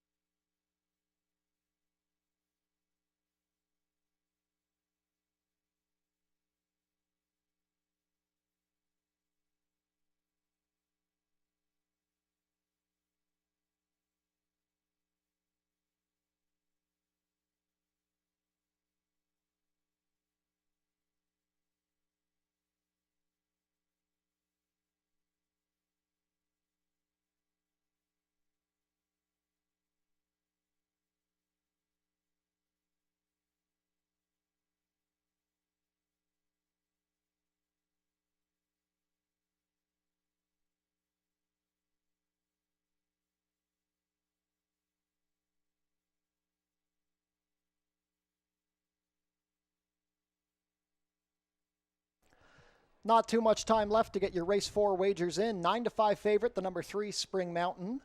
5-2 support on the number 7 Strong Ending. 7-2 on the number 2 Palace Prince.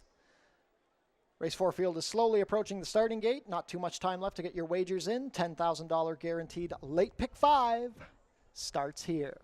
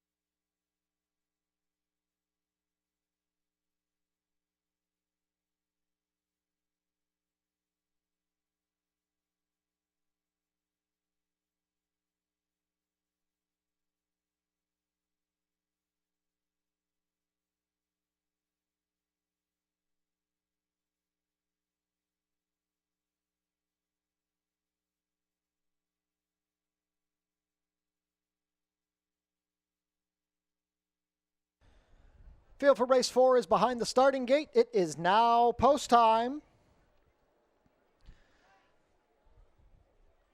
Set to begin loading. First up will be MC Jackhammer and Melanie Pinto.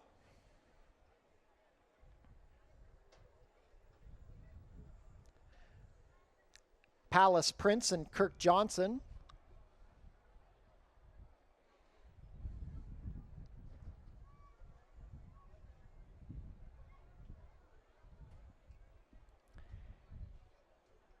8-5 on Spring Mountain with Leo Salas.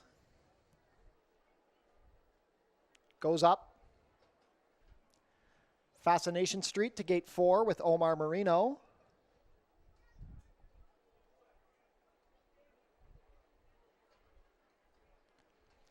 The 10-year-old Readouts Light with Amanda Vandermeersch. Alexis Sanchez aboard Santiago Salsa.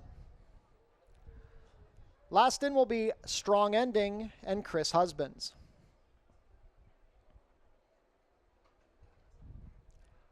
All set. And they're off. A level beginning. Fascination Street straight to the lead from the center of the gate with Strong Ending and MC Jackhammer. Palace Prince is racing in 4th, splitting horses with Spring Mountain, then Santiago Salsa. Well back to Readouts Light. He already has 10 lengths to make up on the leaders. Into the clubhouse turn they go. It's Fascination Street on top, a length to Palace Prince. MC Jackhammer stalks from the inside with Spring Mountain between horses. Strong Ending is 3 deep. 2 more lengths to Santiago Salsa and well back to Readouts Light. There's a change of leader as they turn into the backside as Palace Prince was not content to wait on Fascination Street. The opening quarter was 24 seconds flat. Spring Mountain on the outside moves into second as Fascination Street drops back. Racing 3 deep is Strong Ending with MC Jackhammer. 2 more lengths to Santiago Salsa and another 7 to Readouts Light. Just over a half mile to travel. Spring Mountain is hounding Palace Prince as they pass the half in 47-1. 4 more lengths back to MC Jackhammer and Strong Ending. Fascination Street is tired. He's been passed by Santiago Salsa. Readouts Light yet to tack on. They race within the 3 furlong pole, and now Spring Mountain has the neck in front of Palace Prince. Strong Ending is third on the outside of MC Jackhammer. Santiago Salsa, Fascination Street, and Readouts Light gathers momentum. With a quarter mile left to travel, Spring Mountain has gotten clear of Palace Prince. He's up by 2 at the head of the lane. The threat looks like Strong Ending. MC Jackhammer. Here comes Readouts Light down the far outside. They need to reel in Spring Mountain, but he's tired. Strong Ending is coming with every stride. Readouts Light down the extreme outside. Strong Ending puts the head in front of Spring Mountain. Spring Mountain tries to fight back. Readouts Light is coming. It's Strong Ending. Readouts Light. Spring Mountain finds enough and puts the head in front to win. It's Spring Mountain over Strong Ending. Readouts Light, then Santiago Salsa. 144 flat.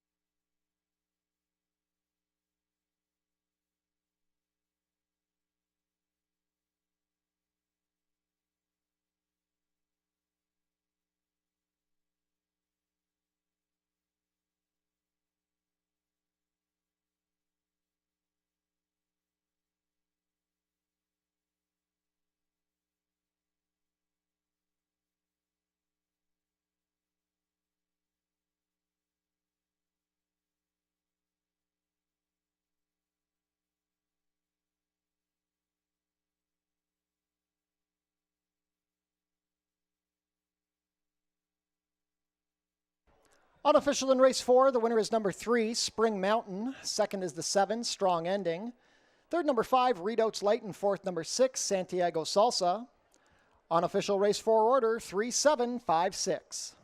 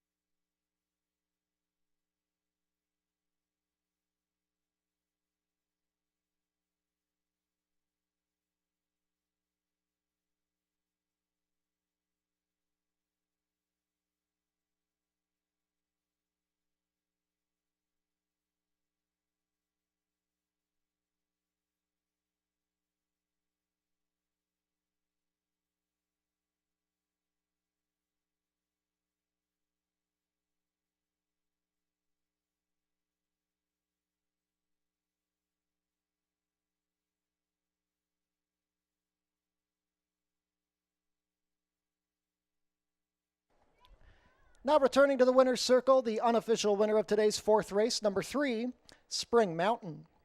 Spring Mountain is a 6-year-old bay gelding by silent name out of Moonlit Beauty, bred here in Ontario by Ron Gierkink. Leo Salas with the winning ride on Spring Mountain. He's trained by Roy Augustino for Mary Addo. A perfect 3 for 3 over the Fort Erie dirt. Spring Mountain digs back in to get the win in a time of 1:44 flat for the 1 mile and 70 yards. Congratulations to the connections of Spring Mountain. Hold all tickets until race 4 is made official.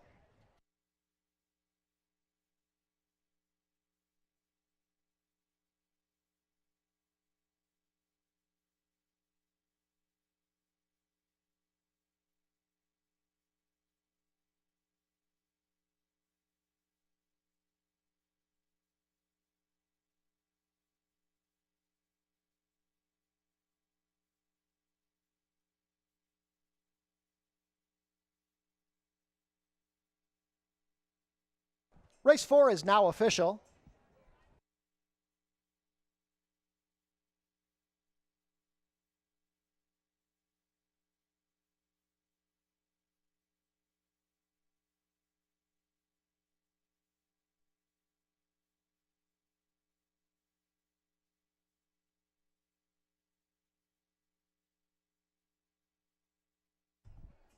Prices are up. Spring Mountain returns $720 to win, $390 and $370. Second is the 7, Strong Ending, $410 to place, $310. Third, number 5, Redoubts Light, $740 to show. $2 exacta, $37, $29.70. The $1 try, $375, $184.95. $1 super, $3756, $997.75. $2 double, 1-3, $26 even. And the $1 pick 3, $143.95.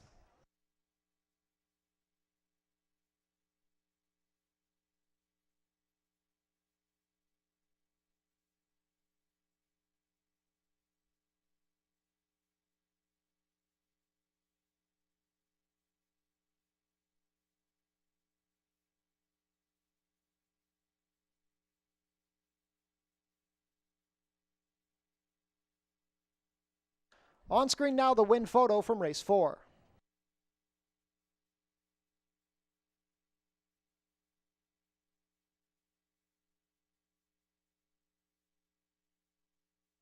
The winner was claimed. Spring Mountain, claimed by owner Megan Ann Finnessy, moves to the barn of trainer Lauren Spada.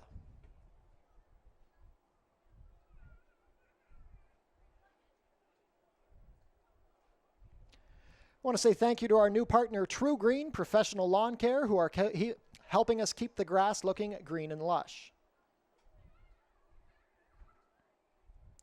We also want to say thank you to our partners, Oneida New Holland of Niagara, who have provided us with a new tractor for maintenance this season.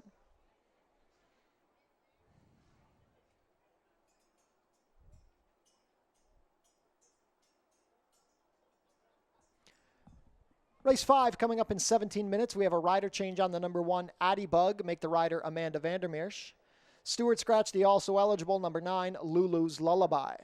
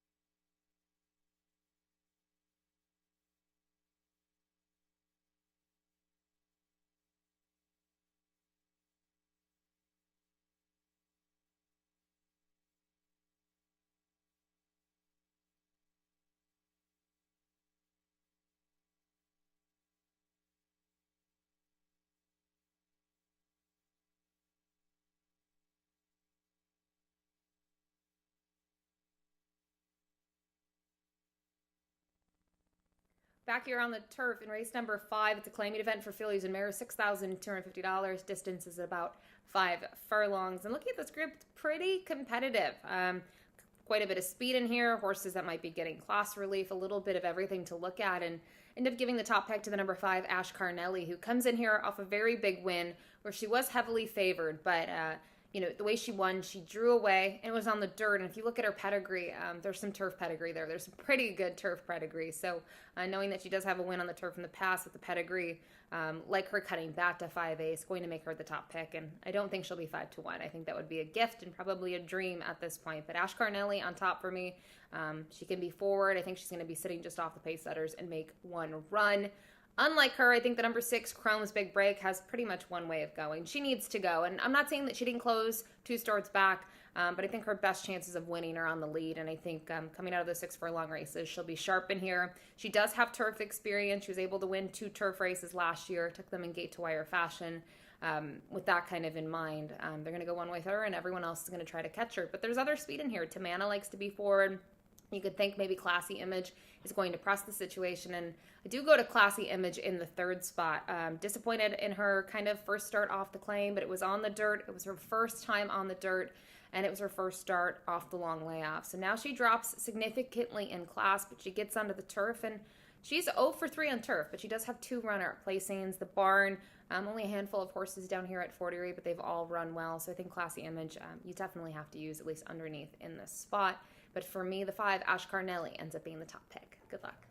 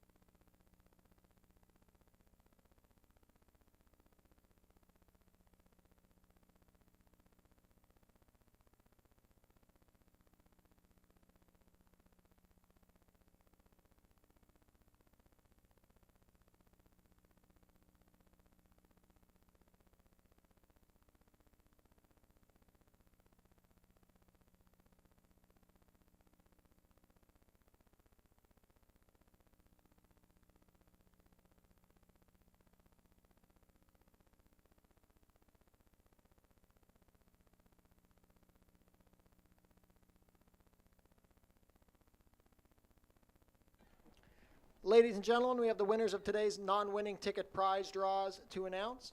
Could George Minogue and Joanne Kern please report to customer service? Once again, that's George Minogue and Joanne Kern.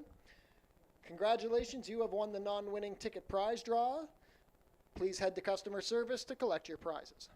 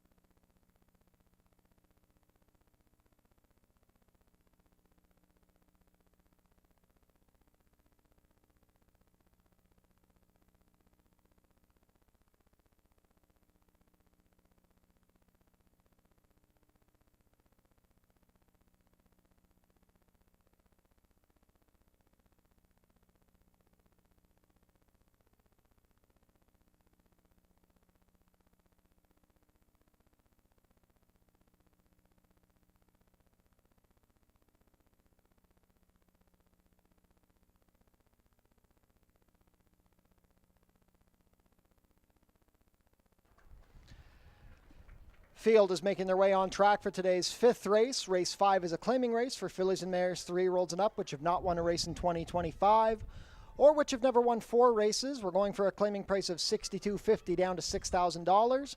Traveling about 5 furlongs over the turf course, competing for a purse of $19,800. Race 5 offers win, place, show, exactor, 20-cent try, double, 20-cent super, 20-cent pick 3, and 20-cent late pick 4 wagering, the pool guaranteed, at $7,500.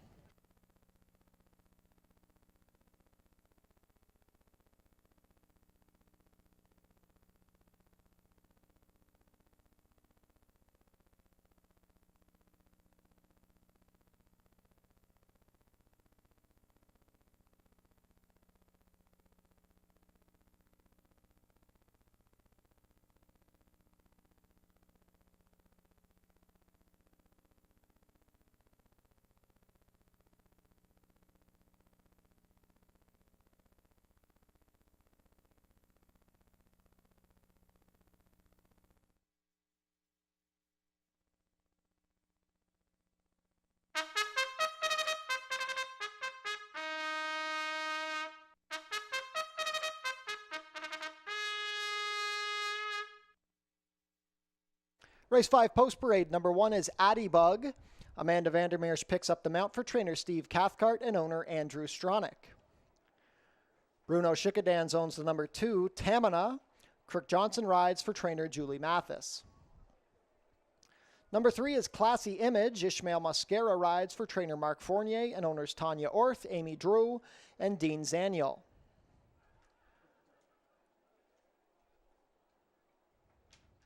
Away from parade, number 4 is Taylor Moon.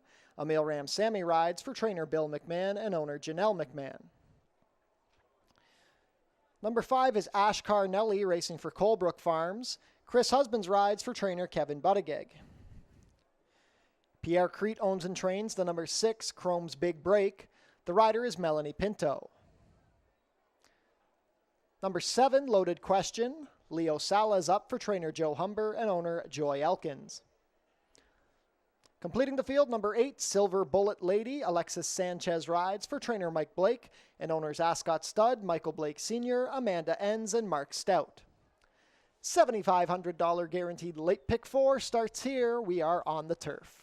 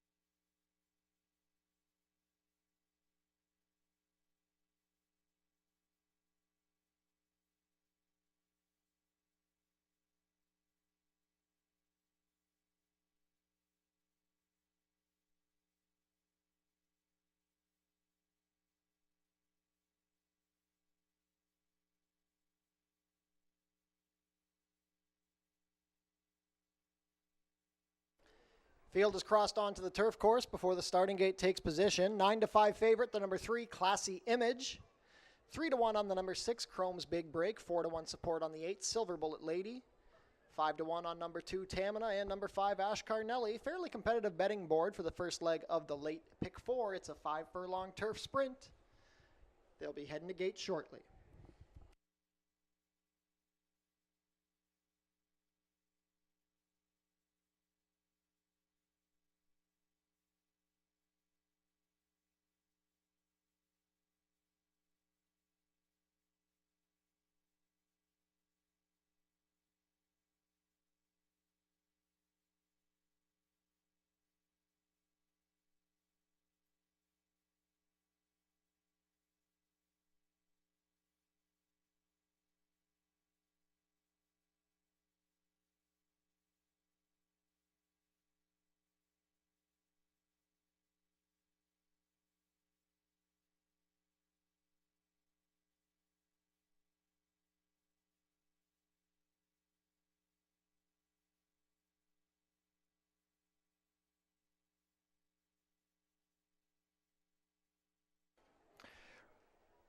Race 5 field behind the starting gate. It is now post time for the first leg of the late pick 4.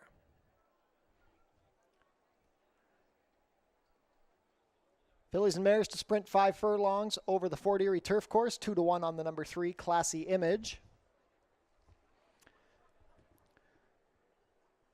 First to load will be Addie Bug, making her first start at Fort Erie under Amanda Vandermeersch.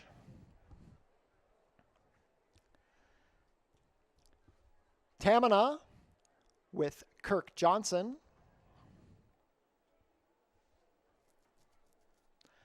Classy Image and Ishmael Mascara.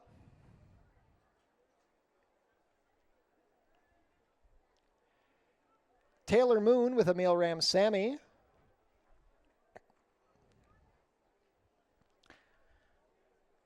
Last out winner Ash Carnelli with Chris Husbands. Chrome's Big Break with Melanie Pinto. Loaded Question, looking to give Leo Salas a race-to-race double.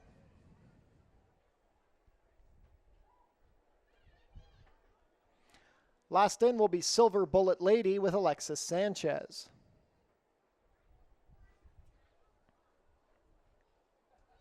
All set. And they're off. Very level beginning. Tamina showing up with Chrome's Big Break and Silver Bullet Lady to the outside. Classy Image also forwardly placed with Loaded Question. It's an early tussle for the lead. Settling in 6th is Ash Carnelli. Addie Bug is 7th, and the trailer is Taylor Moon. It is Chrome's Big Break out sprinting the others to make the lead. She's a length and a half clear of Silver Bullet Lady and Loaded Question, who's found her way to the rail. 2 lengths back to Tamina. Classy Image between horses with Ash Carnelli 3 deep as they pass the quarter in 22 and 4. Taylor Moon tries to launch a rally, passing Addie Bug. Just over a quarter of a mile to go. It's still Chrome's Big Break and Melanie Pinto on top. Silver Bullet Lady is there. Loaded Question in position if good enough. Down the far outside, it's Ash Carnelli, Tamina with momentum and Classy Image. It's still Chrome's Big Break. They need to run down, but they're all in contention. Ash Carnelli coming down the extreme outside. Addie Bug up the rail, but Chrome's Big Break is spurted clear to a 3-length lead. Addie Bug flies up the rail with Taylor Moon, but Chrome's Big Break will prevail. It's Chrome's Big Break by 2. Addie Bug, then Taylor Moon. Big photo for 4th, 59 and 2.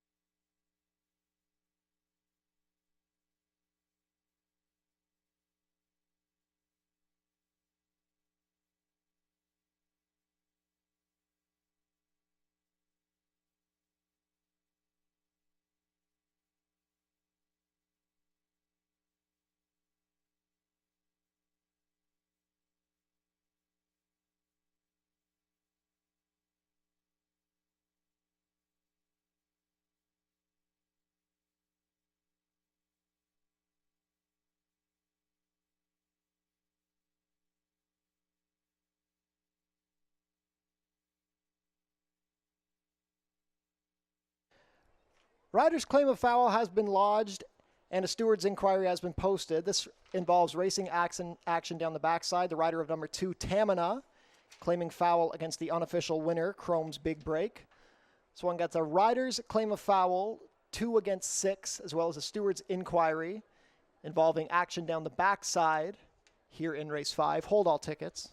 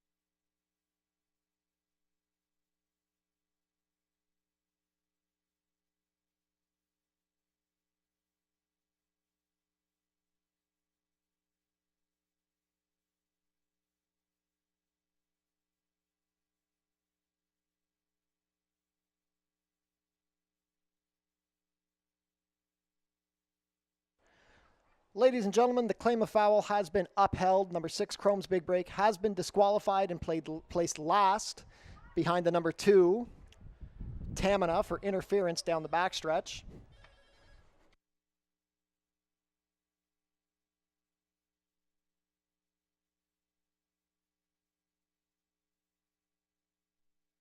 Once again, claim of foul upheld. Number 6, Chrome's Big Break, disqualified, placed last behind the number 2, Tamina. Your new order of finish is number 1, Addybug first, number 4, Taylor Moon was second, number 5, Ash Carnelli. Third, and it's a dead heat for fourth between number 3, Classy Image, and number 7, Loaded Question. Your new order is 14537 dead heat. Now in the winner's circle, the new winner of today's fifth race, number 1, Addie Bug. She's a 5-year-old bay mare by L. Deal out of Betty Lou, bred by Jack Brown in Louisiana. Amanda Vandermeer picks up the mount. Addie Bug is trained by Stephen Cathcart and owned by Andrew Stronach. That's the 3rd win of the season for Addie Bug, who came to Fort Erie by way of Nebraska. Her 5th lifetime win in 27 starts. Addie Bug, the new winner of race 5. Congratulations to the connections. Hold all tickets until race 5 is made official.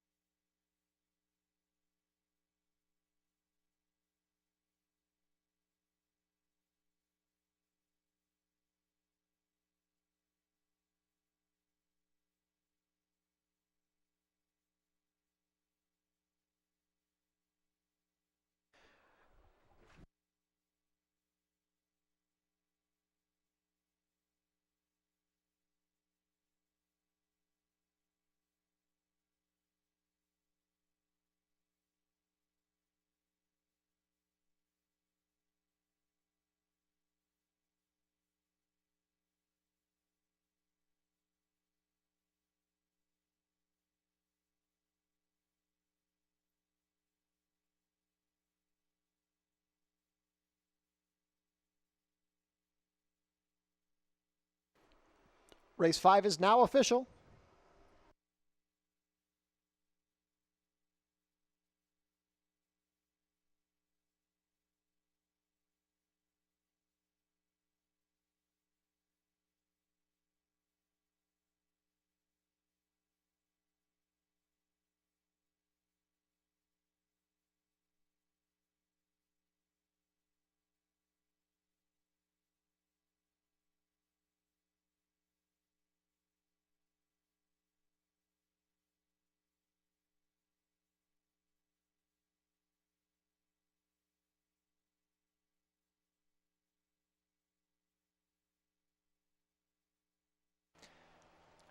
Big prices here in race 5. Number 1, Addie Bug, $54.60 to win, $23.80 to place, and $13 to show. Long shot in second, 2. Number 4, Taylor Moon was $36.80 to place, $13.40 show. Third, number 5, Ash Carnelli, $6.70 to show. A $2 exacta, 1-4, returned $1,145.40. The $1 try, 145, was $3,311.90. The $1 super, 1453, returns $4,069 even. The $1 super, 1457, is $20,342.25. I imagine there was no $1 ticket on that, probably 20 centers. $2 double, 3-1, $229.70. $1 pick 3, $437.05. Pick 4 was only hit on 20-cent tickets. It returns $3,935.33. A $1 pick 5 returns $10,270.35.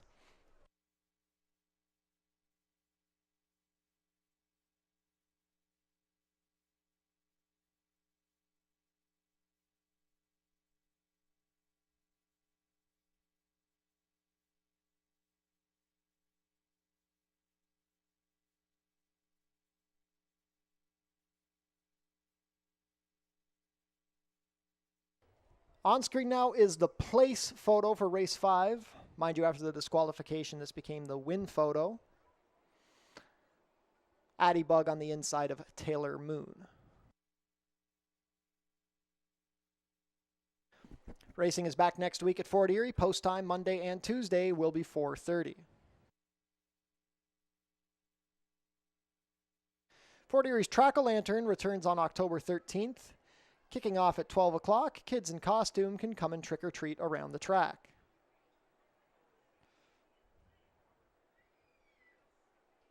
Race 6 is coming up in 14 minutes. There are no changes.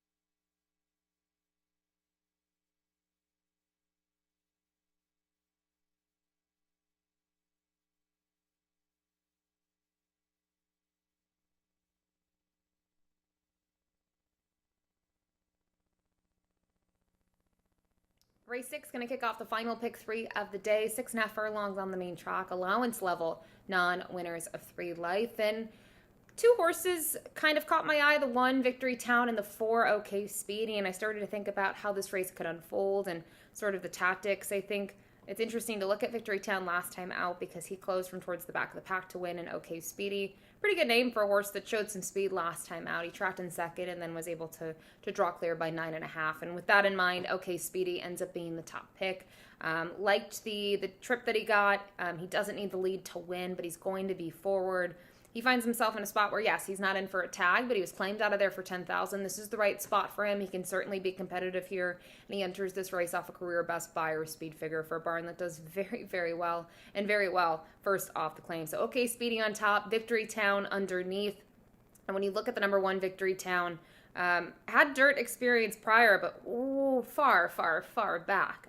You have to really dig to find those races. And, they sat on this horse for a little bit, the connections at the time, and they raced this one, and then he was claimed out of there. But thought it was a good effort. Obviously, this is a big jump up in class for him, but liked the way that he did it, especially after breaking poorly in that race. I think that kind of solidifies his, spot here. He kind of belongs here. Maybe it's a test. Maybe it's a little tough for him, but can understand why you would give him a shot against this group. And then finally from here, didn't know who to use. Didn't know whether I should use the 3, maybe the 6. I went to the 6, the Great PJ. I think he's going to be sneaky in here.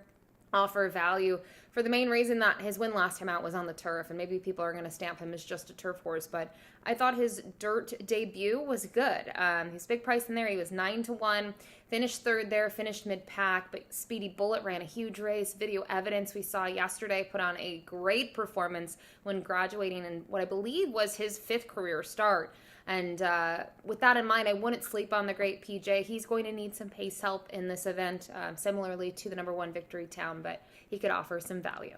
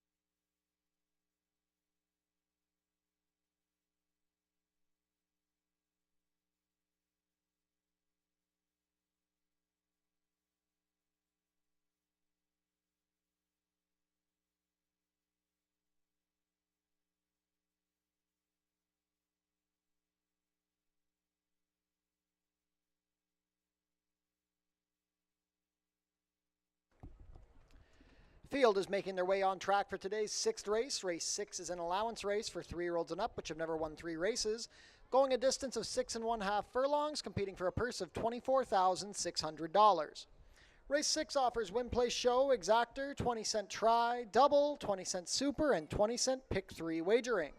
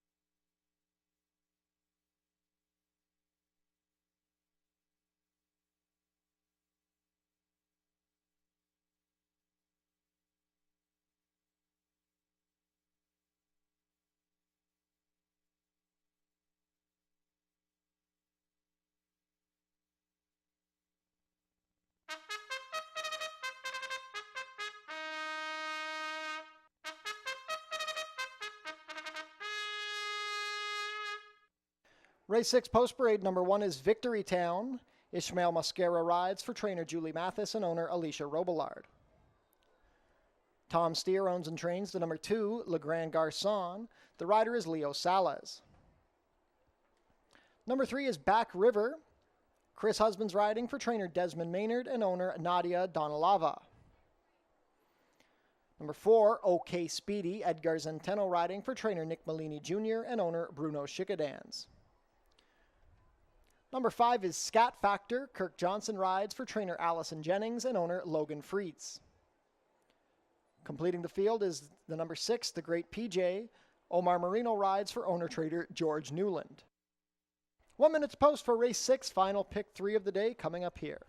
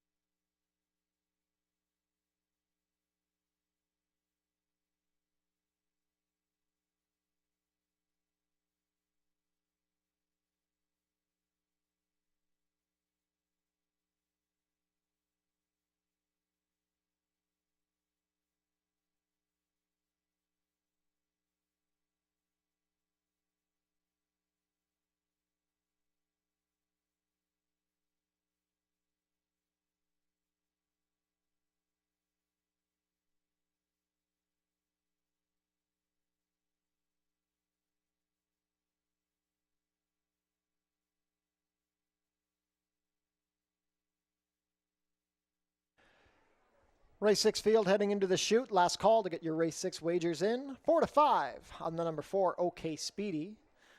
Last chance to play a rolling pick 3 on this Tuesday card at Fort Erie.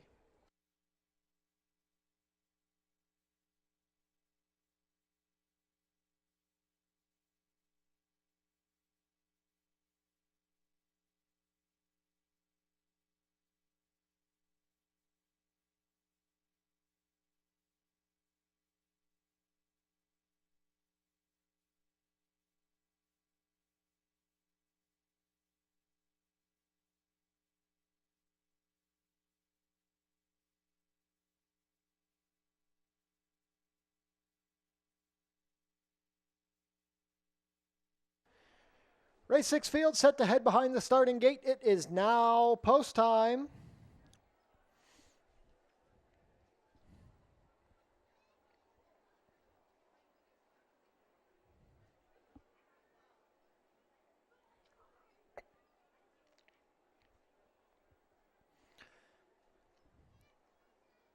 2 grays drawn to the inside. First up will be Victory Town and Ishmael Mascara.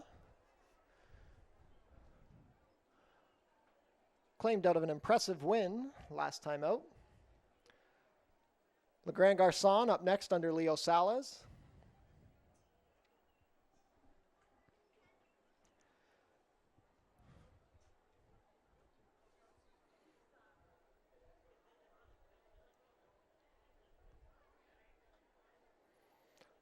Le Grand Garçon. Back River, claimed from a win at Woodbine last time. Chris Husbands aboard. OK Speedy at 4-5 under Edgar Zenteno in the Bruno Chicadan Silks. Scat Factor and Kirk Johnson.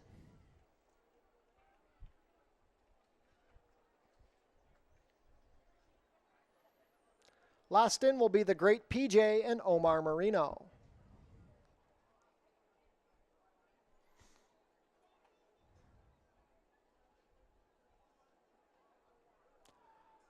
All set. And they're off. Victory Town broke well from the center of the gate, OK Speedy, and deep on the course, the Great PJ. Between horses is Scat Factor. Then we've got Back River looking for position. It's well back to the 2 grays. Le Grand Garçon and Victory Town drops back to last. 3 across the track. It's the Great PJ on the outside. OK Speedy at 4-5 in the center, and Back River pressing up the rail. 4 more lengths back to Scat Factor in 4th. Le Grand Garçon races on the inside of Victory Town, who's overtaken him. OK Speedy has a narrow advantage as they pass the quarter in 23-1. He's ahead in front of the Great PJ. Back River is back into 3rd. Here comes Victory Town moving well on the outside of Scat Factor. Le Grand Garçon trails about 7 lengths off the lead. OK Speedy and the Great PJ continue to do battle up front. Victory Town has gained ground with every stride. He's joined Back River. Then we have Scat Factor and Le Grand Garçon. 46-1 to the half. They swing for the drive. The Great PJ still trying to fight with OK Speedy. Victory Town down the far outside. Le Grand Garçon also with momentum. OK Speedy spurts away from the Great PJ. The closers aren't doing enough yet. Le Grand Garçon is gobbling up ground, but he's not going to get to OK Speedy. OK Speedy going to win. Le Grand Garçon drifting in. A photo for show between Scat Factor and the Great PJ. 117-2.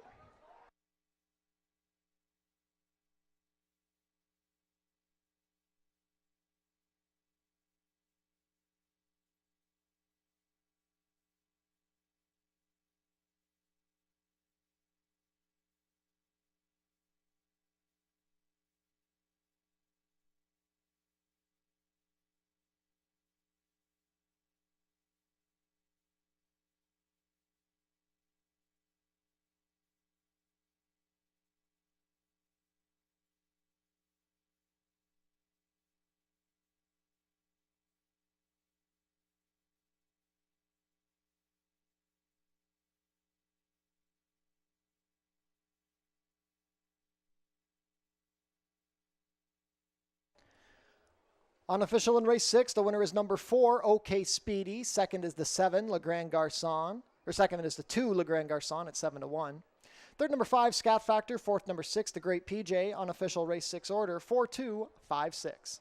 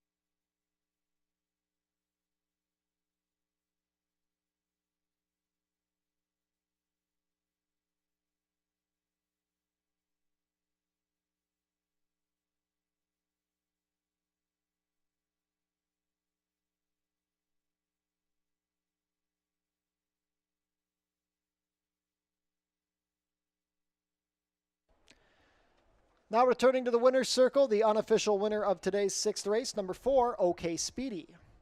OK Speedy is a 3-year-old bay colt by Super Speedy out of OK One More, bred by Daniel Mooney here in Ontario. Edgar Zenteno with the winning ride for trainer Nick Malini Jr. and owner Bruno Schickedan's OK Speedy. Back-to-back wins, going off to claim this time his 3rd lifetime win in 12 starts, completing the 6.5 furlongs in a time of 1:17.2.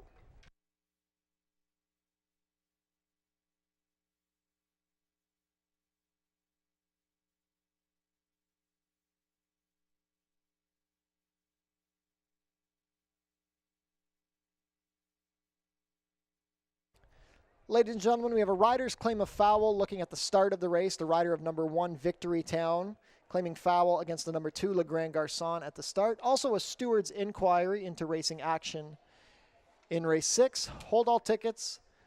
Jock's claim of foul, 1 against 2.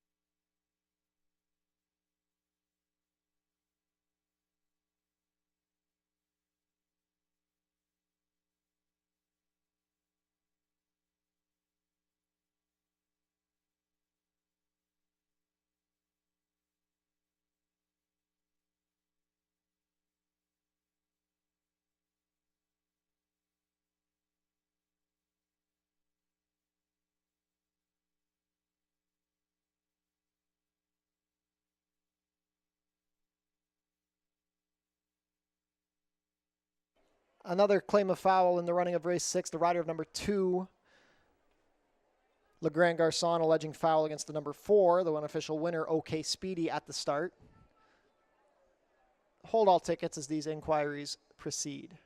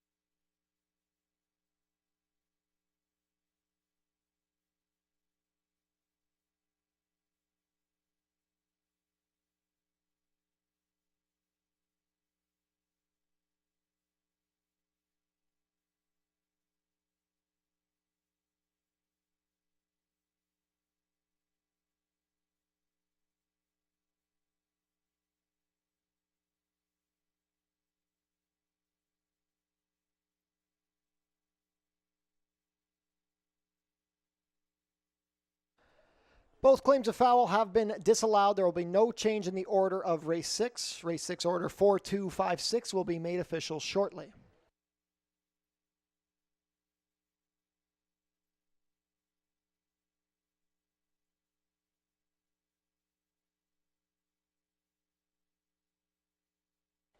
Race 6 is now official.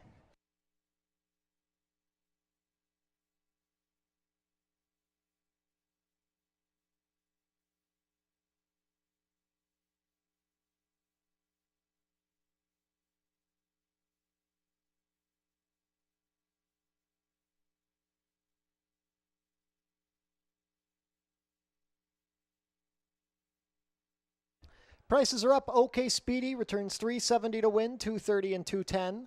Second is the 2 Le Grand Garçon, $5 to place and $280. Third, number 5 Scat Factor, $390 to show. $2 Exacta 4-2, $13.80. The $1 Try 425, $29.75. $1 Super 4256, $107.95. $2 Double 1-4, $176.90. And the $1 Pick 3, $285.80.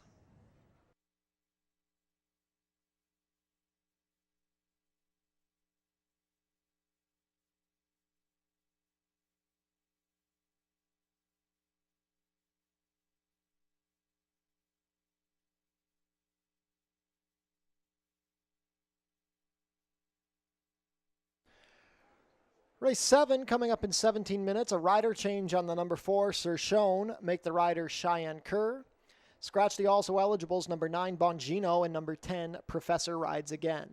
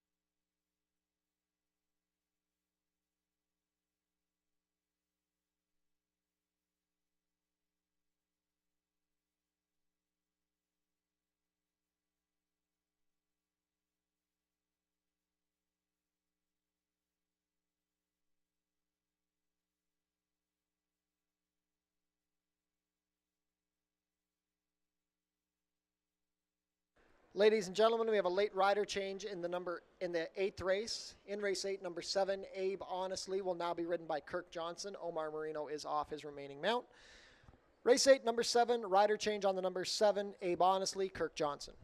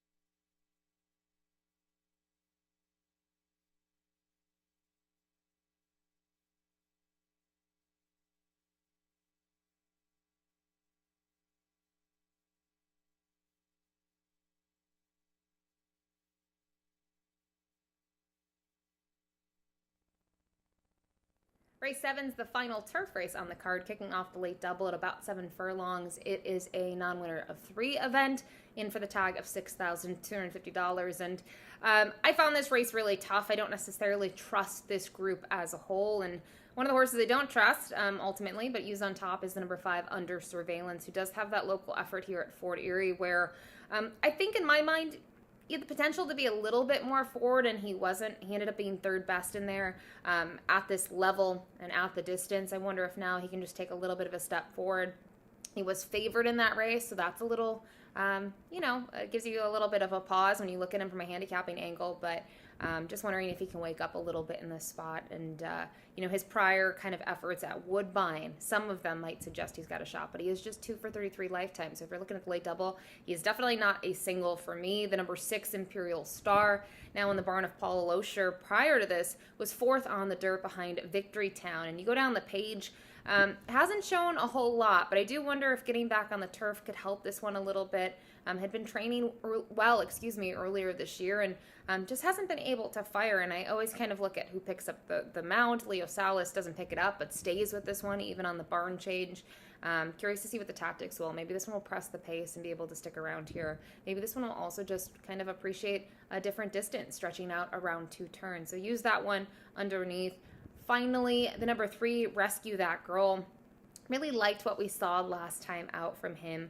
Got a great trip, was able to kind of roll from the back of the pack, tipped out, and Alexis Sanchez got this one in front by 3/4 of a length. It was at the $6,000 level, now jumps up to non-winners of 3 lifetime off that win. And it's tough for horses to kind of do what this one did, which graduated late last year, off a layoff over a yielding turf course, going 5/8. First race off the shelf, able to stretch out and get the job done. And would be curious to see the odds here. This horse, if anywhere near 3-1, I think is a really good price, and maybe one to use a little bit higher than I have ranked here. But tough race here to kick off the late double. Best of luck.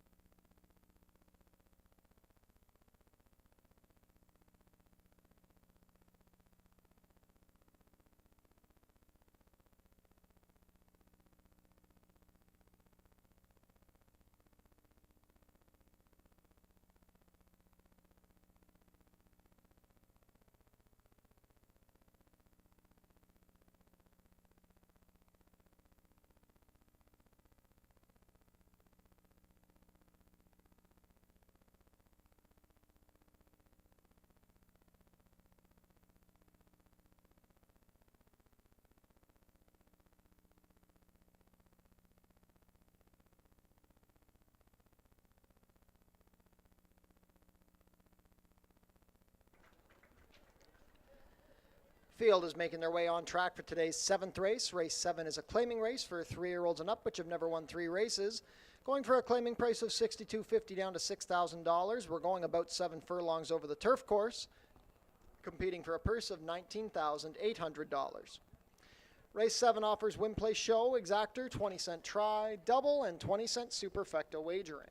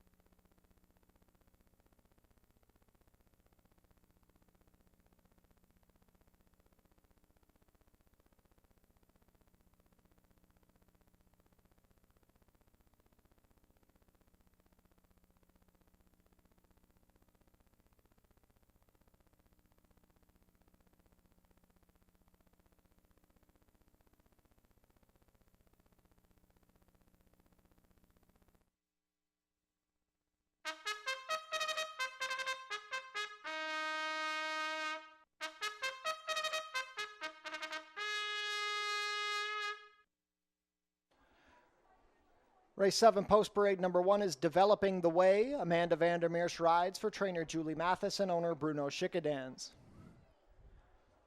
Number 2 is Rookie Radar, racing for Bev Chubb. Juan Crawford riding for trainer Paula Loescher. Number 3 is Rescue That Girl. Alexis Sanchez rides for trainer Steve Cathcart and owner Candice Warwick. Number 4 is Sir Shone. Cheyenne Kerr picks up the mount for trainer Robert Warner, who owns with Nancy Warner. Number 5 is Under Surveillance. Deshaun Gaskin in the ride for trainer Pat County Jr. and owner Ace Racing Stable. Paula Loescher owns and trains the number 6 Imperial Star. The rider is Leo Salas. Number 7 is Defogger. Kirk Johnson rides for trainer Ken Albu and owner Pier 1 Stables. Completing the field, number 8, Hardware Gap. Chris Husbands riding for trainer Roy Augustino and owner Even Steven Stables. We're on the turf for race 7, late double wagering offered here.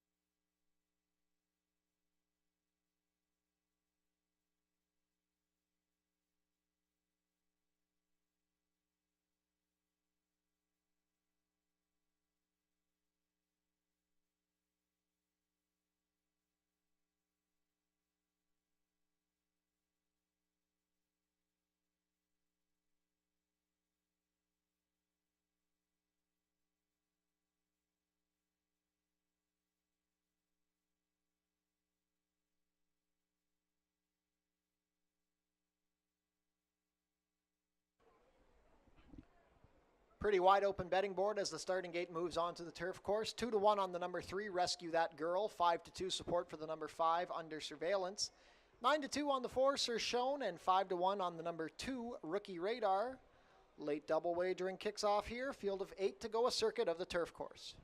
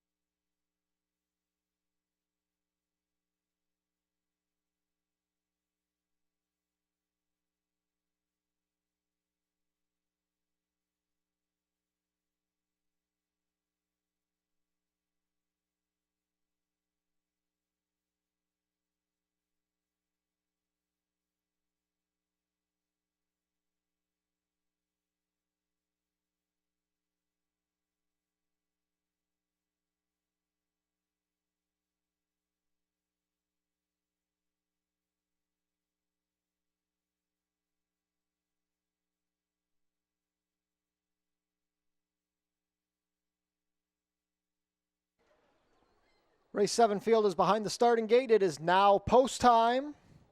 Already in the number 4, Sir Shown. Cheyenne Kerr climbing aboard. Inside gate for Developing the Way and Amanda Vandermeersch.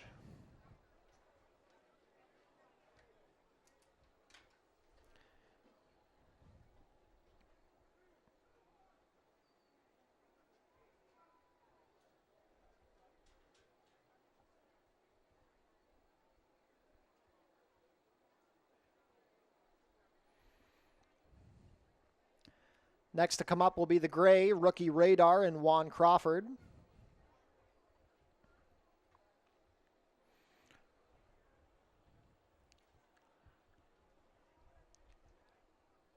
Rescue That Girl, looking to be 3 for 3 over the Fort Erie turf course. Alexis Sanchez aboard.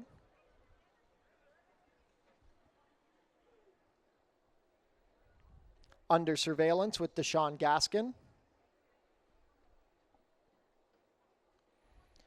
Imperial Star with Leo Salas.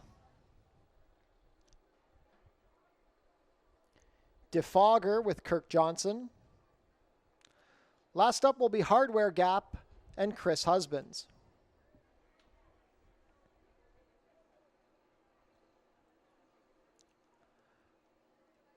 All set.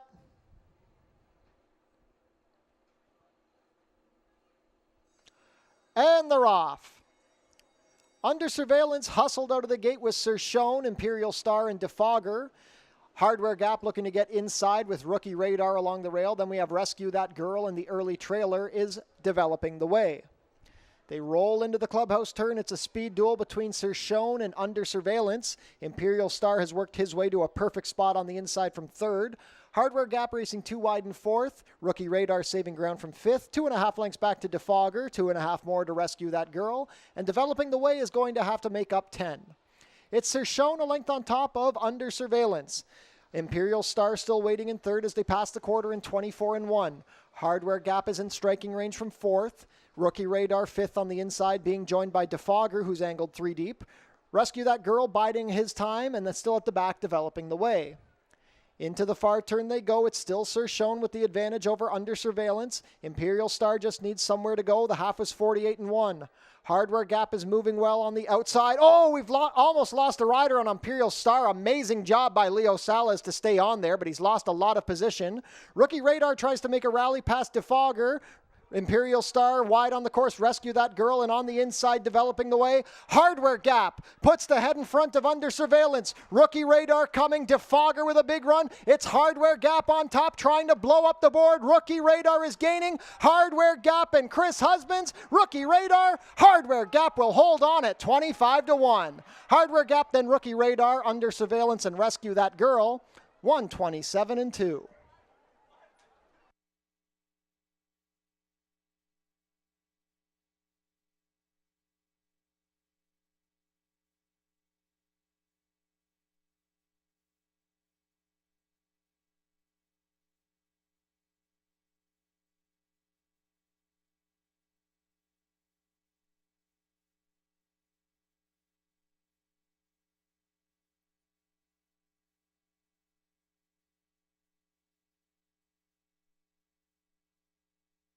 Stewards have posted the inquiry sign involving racing action on the far turn. Stewards' inquiry into the running of race 7.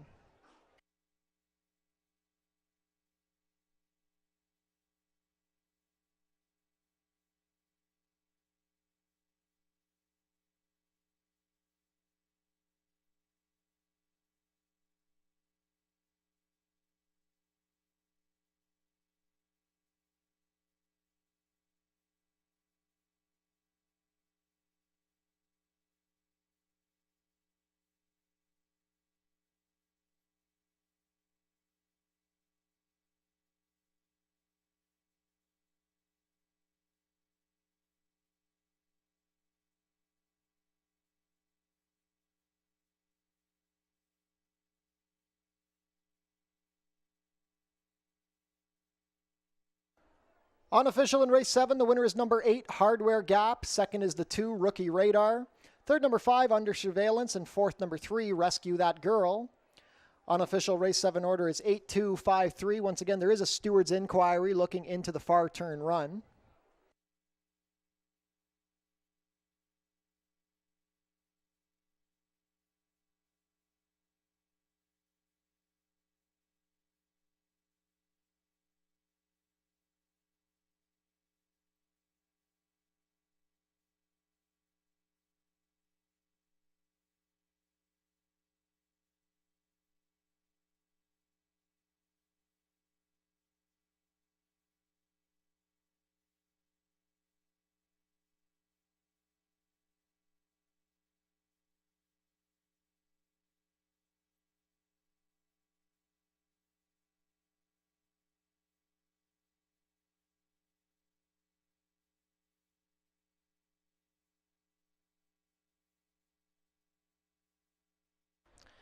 Now back to the winner's circle, the unofficial winner of today's 7th race, number 8, Hardware Gap. Hardware Gap is a 6-year-old chestnut gelding by Society's chairman out of Knotty Pine, bred here in Ontario by Spring Farm. Chris Husbands pilots a great trip for Hardware Gap. He's trained by Roy Augustino, who earns a double on today's card. Hardware Gap is owned by Even Stevens Stables. Third lifetime win for Hardware Gap. He completes the about 7 furlongs in a time of 1:27-2. Congratulations to the connections of Hardware Gap. Hold all tickets until race 7 is made official. Steward's inquiry is ongoing.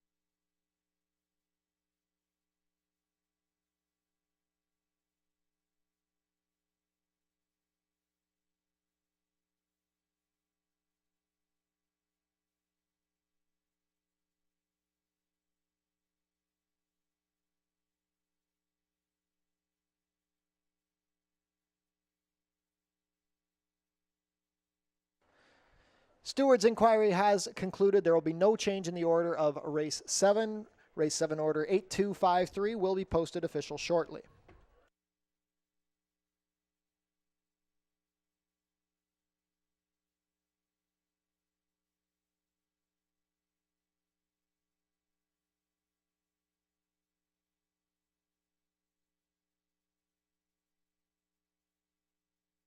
Race 7 is now official.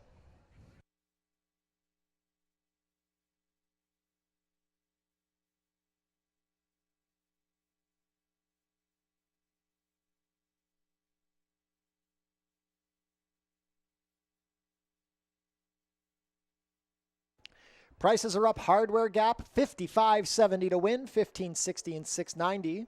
Second, number 2, Rookie Radar, $3.10 to place, $2.30. Third, number 5, Under Surveillance, $3.30 to show. $2 Exacta, 8-2, $150.80. The $1 Try, 825, $266.40. $1 Super, 8253, $943.20. $2 Double, 48, $60.80. And a 20-cent pick 3 returned $825.64.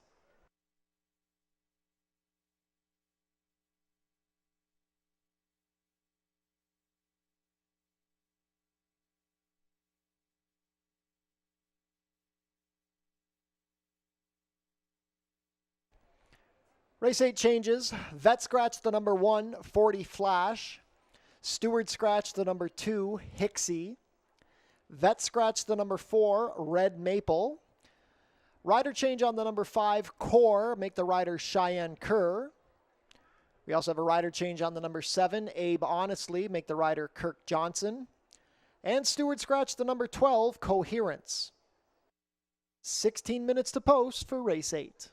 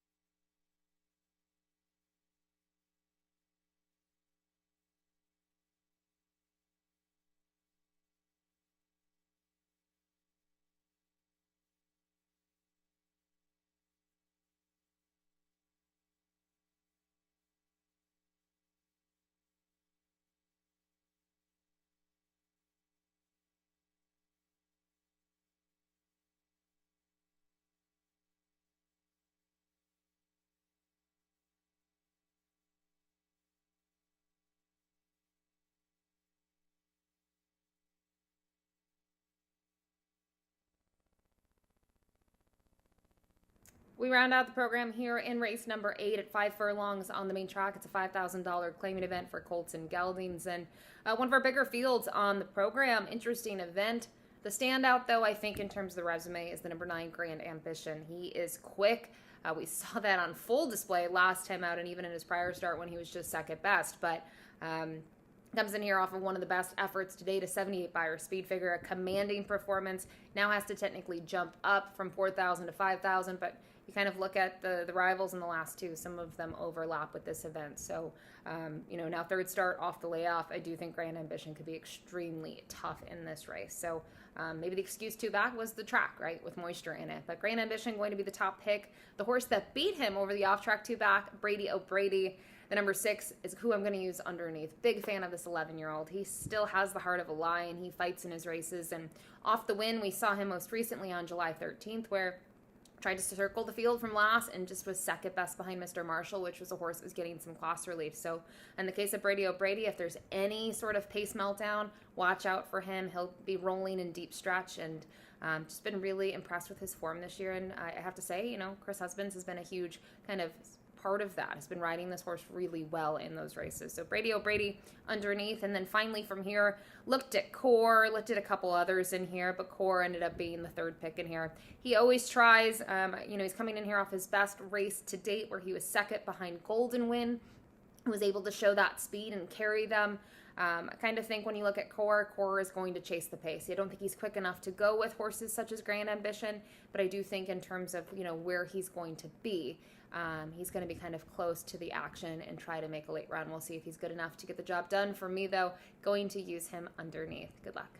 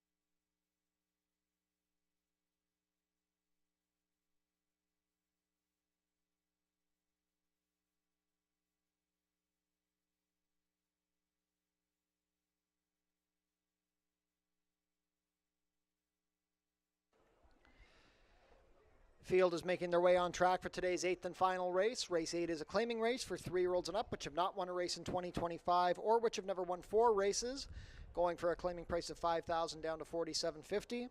Traveling a distance of 5 furlongs, competing for a purse of $15,750. Race 8 offers win, place, show, exactor, 20-cent try, 20-cent super, and 20-cent jackpot high 5 wagering.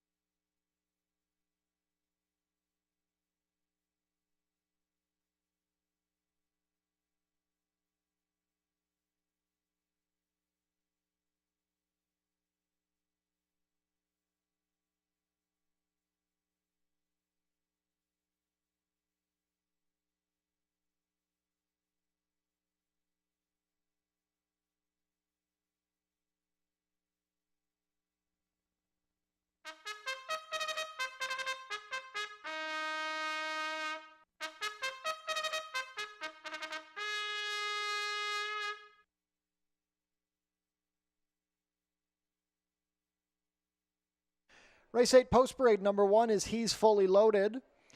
Alexis Sanchez rides for trainer Steve Cathcart and owner Robert Smith. Number 5, Core. Cheyenne Kerr picks up the mount for trainer Robert Warner, who owns with Nancy Warner. Radcliffe Racing Stable own the number 6, Brady O'Brady. Chris Husbands in the saddle for trainer Ken Smith. Number 7 is Abe Honestly. Kirk Johnson picks up the mount for trainer Julie Mathis and owner Bruno Schickadans. Number 8 is Exceed. Matthew Dennis rides for trainer Christina Roberts and owner Joy Elkins. Number 9 is Grand Ambition, racing for Icon Racing Stables. Juan Crawford rides for trainer Tony Adamo. Number 10 is Big Time Louie. Leo Salas riding for trainer Roy Augustino and owner Even Stevens Stables. Completing the field, number 11, Golden Wind. Amanda Vandermeersch rides for trainer Lauren Spada, who owns with Craig Spada. $32,000 in the jackpot high five wagering up for grabs here.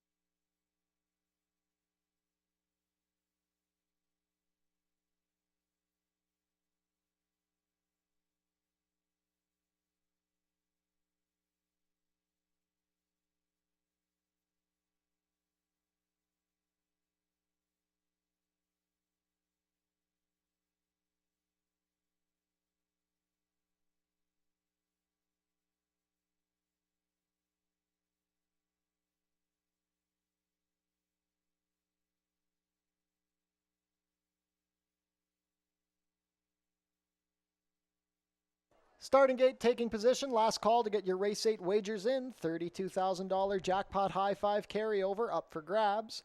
3 to 5 on the number 9 Grand Ambition.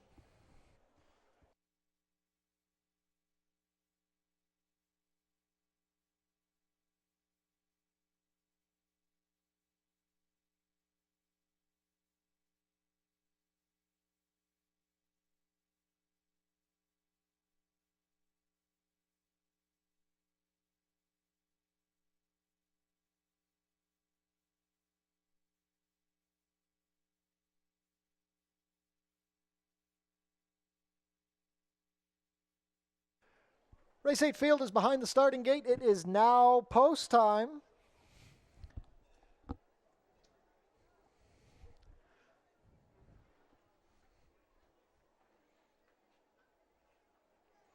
Scratch down to a field of 8 to close out the racing week here at Fort Erie Racetrack.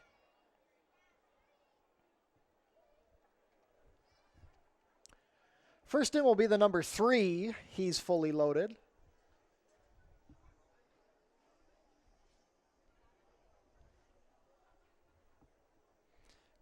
Core with Cheyenne Kerr. Brady O'Brady and Chris Husbands looking to sweep the late double. Abe Honestly and Kirk Johnson.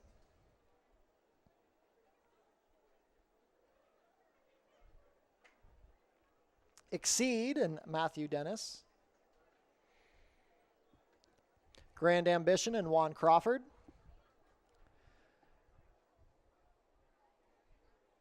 Big Time Louie and Leo Salas.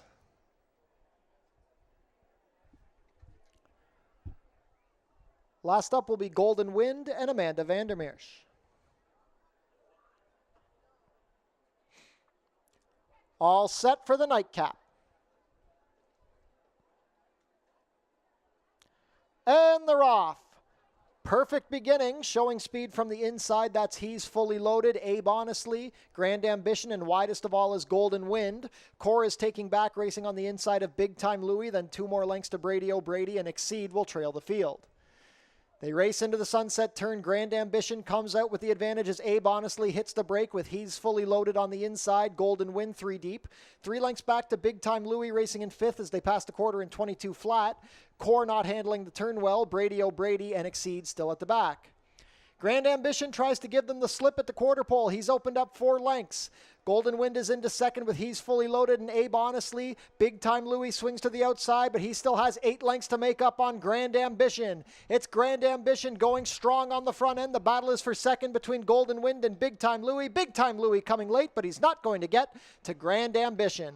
Grand Ambition, a convincing winner of the nightcap. Big Time Louie second, then a flying Brady O'Brady. Golden Wind, then Core and He's Fully Loaded.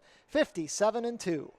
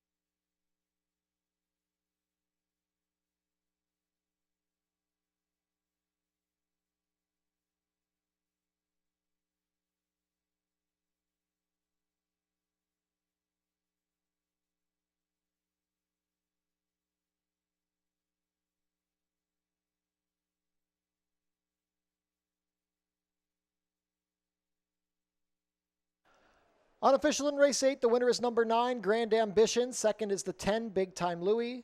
Third, number 6, Brady O'Brady. And fourth, number 11, Golden Wind. It was a photo for 5th. Race 8 order is 9, 10, 6, 11.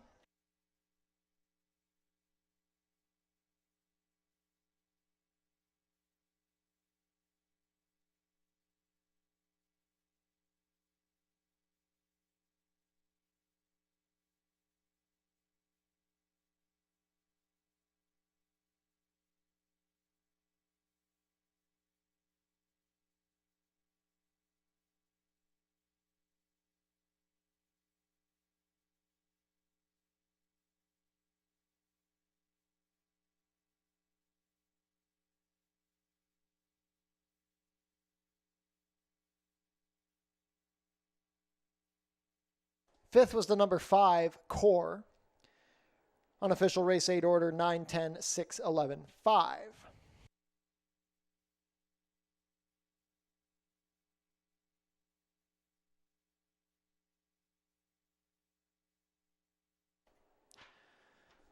Now back to the winner's circle, the unofficial winner of today's 8th race, number 9, Grand Ambition.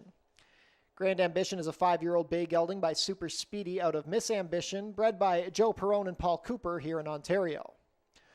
Juan Crawford with the winning ride for trainer Tony Adamo and Icon Racing Stables. Adamo and Icon score a double on the card, bookending the Tuesday card here at Fort Erie Racetrack.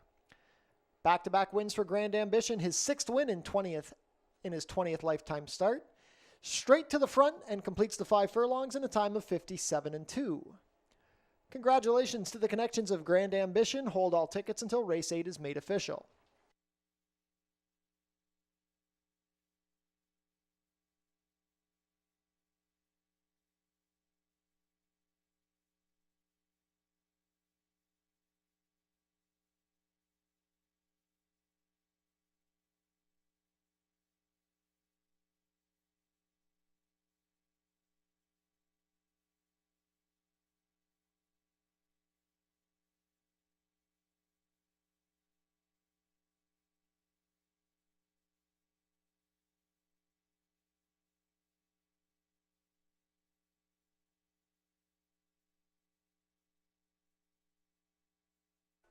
Race 8 is now official.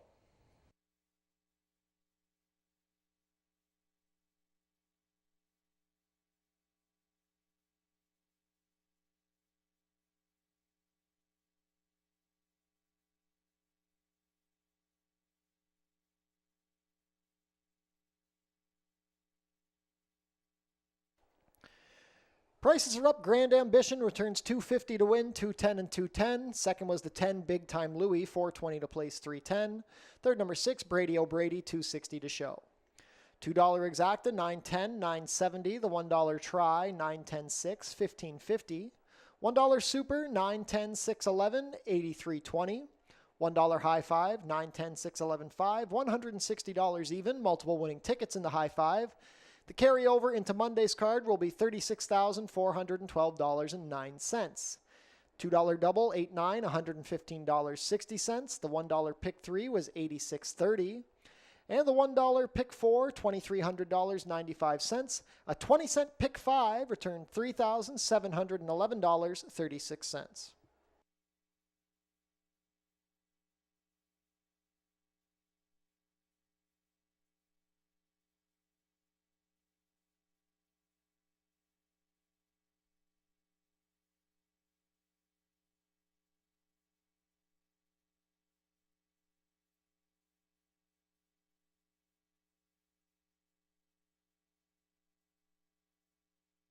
Jackpot High Five carryover continues to climb. Monday's carryover will be $36,412.09. Visit our website, fortierieracing.com, for information about everything going on here at the track. Tune into the pre-race show to get info about the track conditions, scratches and changes, handicapping analysis, and info about upcoming races and events. Racing is back next week at Fort Erie, Monday and Tuesday. Post time is 4:30. If you're on track, stick around. Rock Garden about to take the stage at the Tiki Bar. Basset Hound and Corgi races return to Fort Erie on Sunday, August 17th. The Puss in Boots Cup, a fan favorite race, is coming back on Labor Day. The card also features the Horse People's Luminary Cup, September 1st. Post time will be 12:15. We'd like to say thank you to our partners, Oneida, New Holland, Niagara, who have provided us with a new tractor for maintenance this season. And also want to thank True Green Professional Lawn Care, our new partners this season, who are helping us keep the grass looking green and lush. Tune into the Fort Erie Race Replay Show, Channel 700, Thursdays at 10:30 and Saturdays at 10.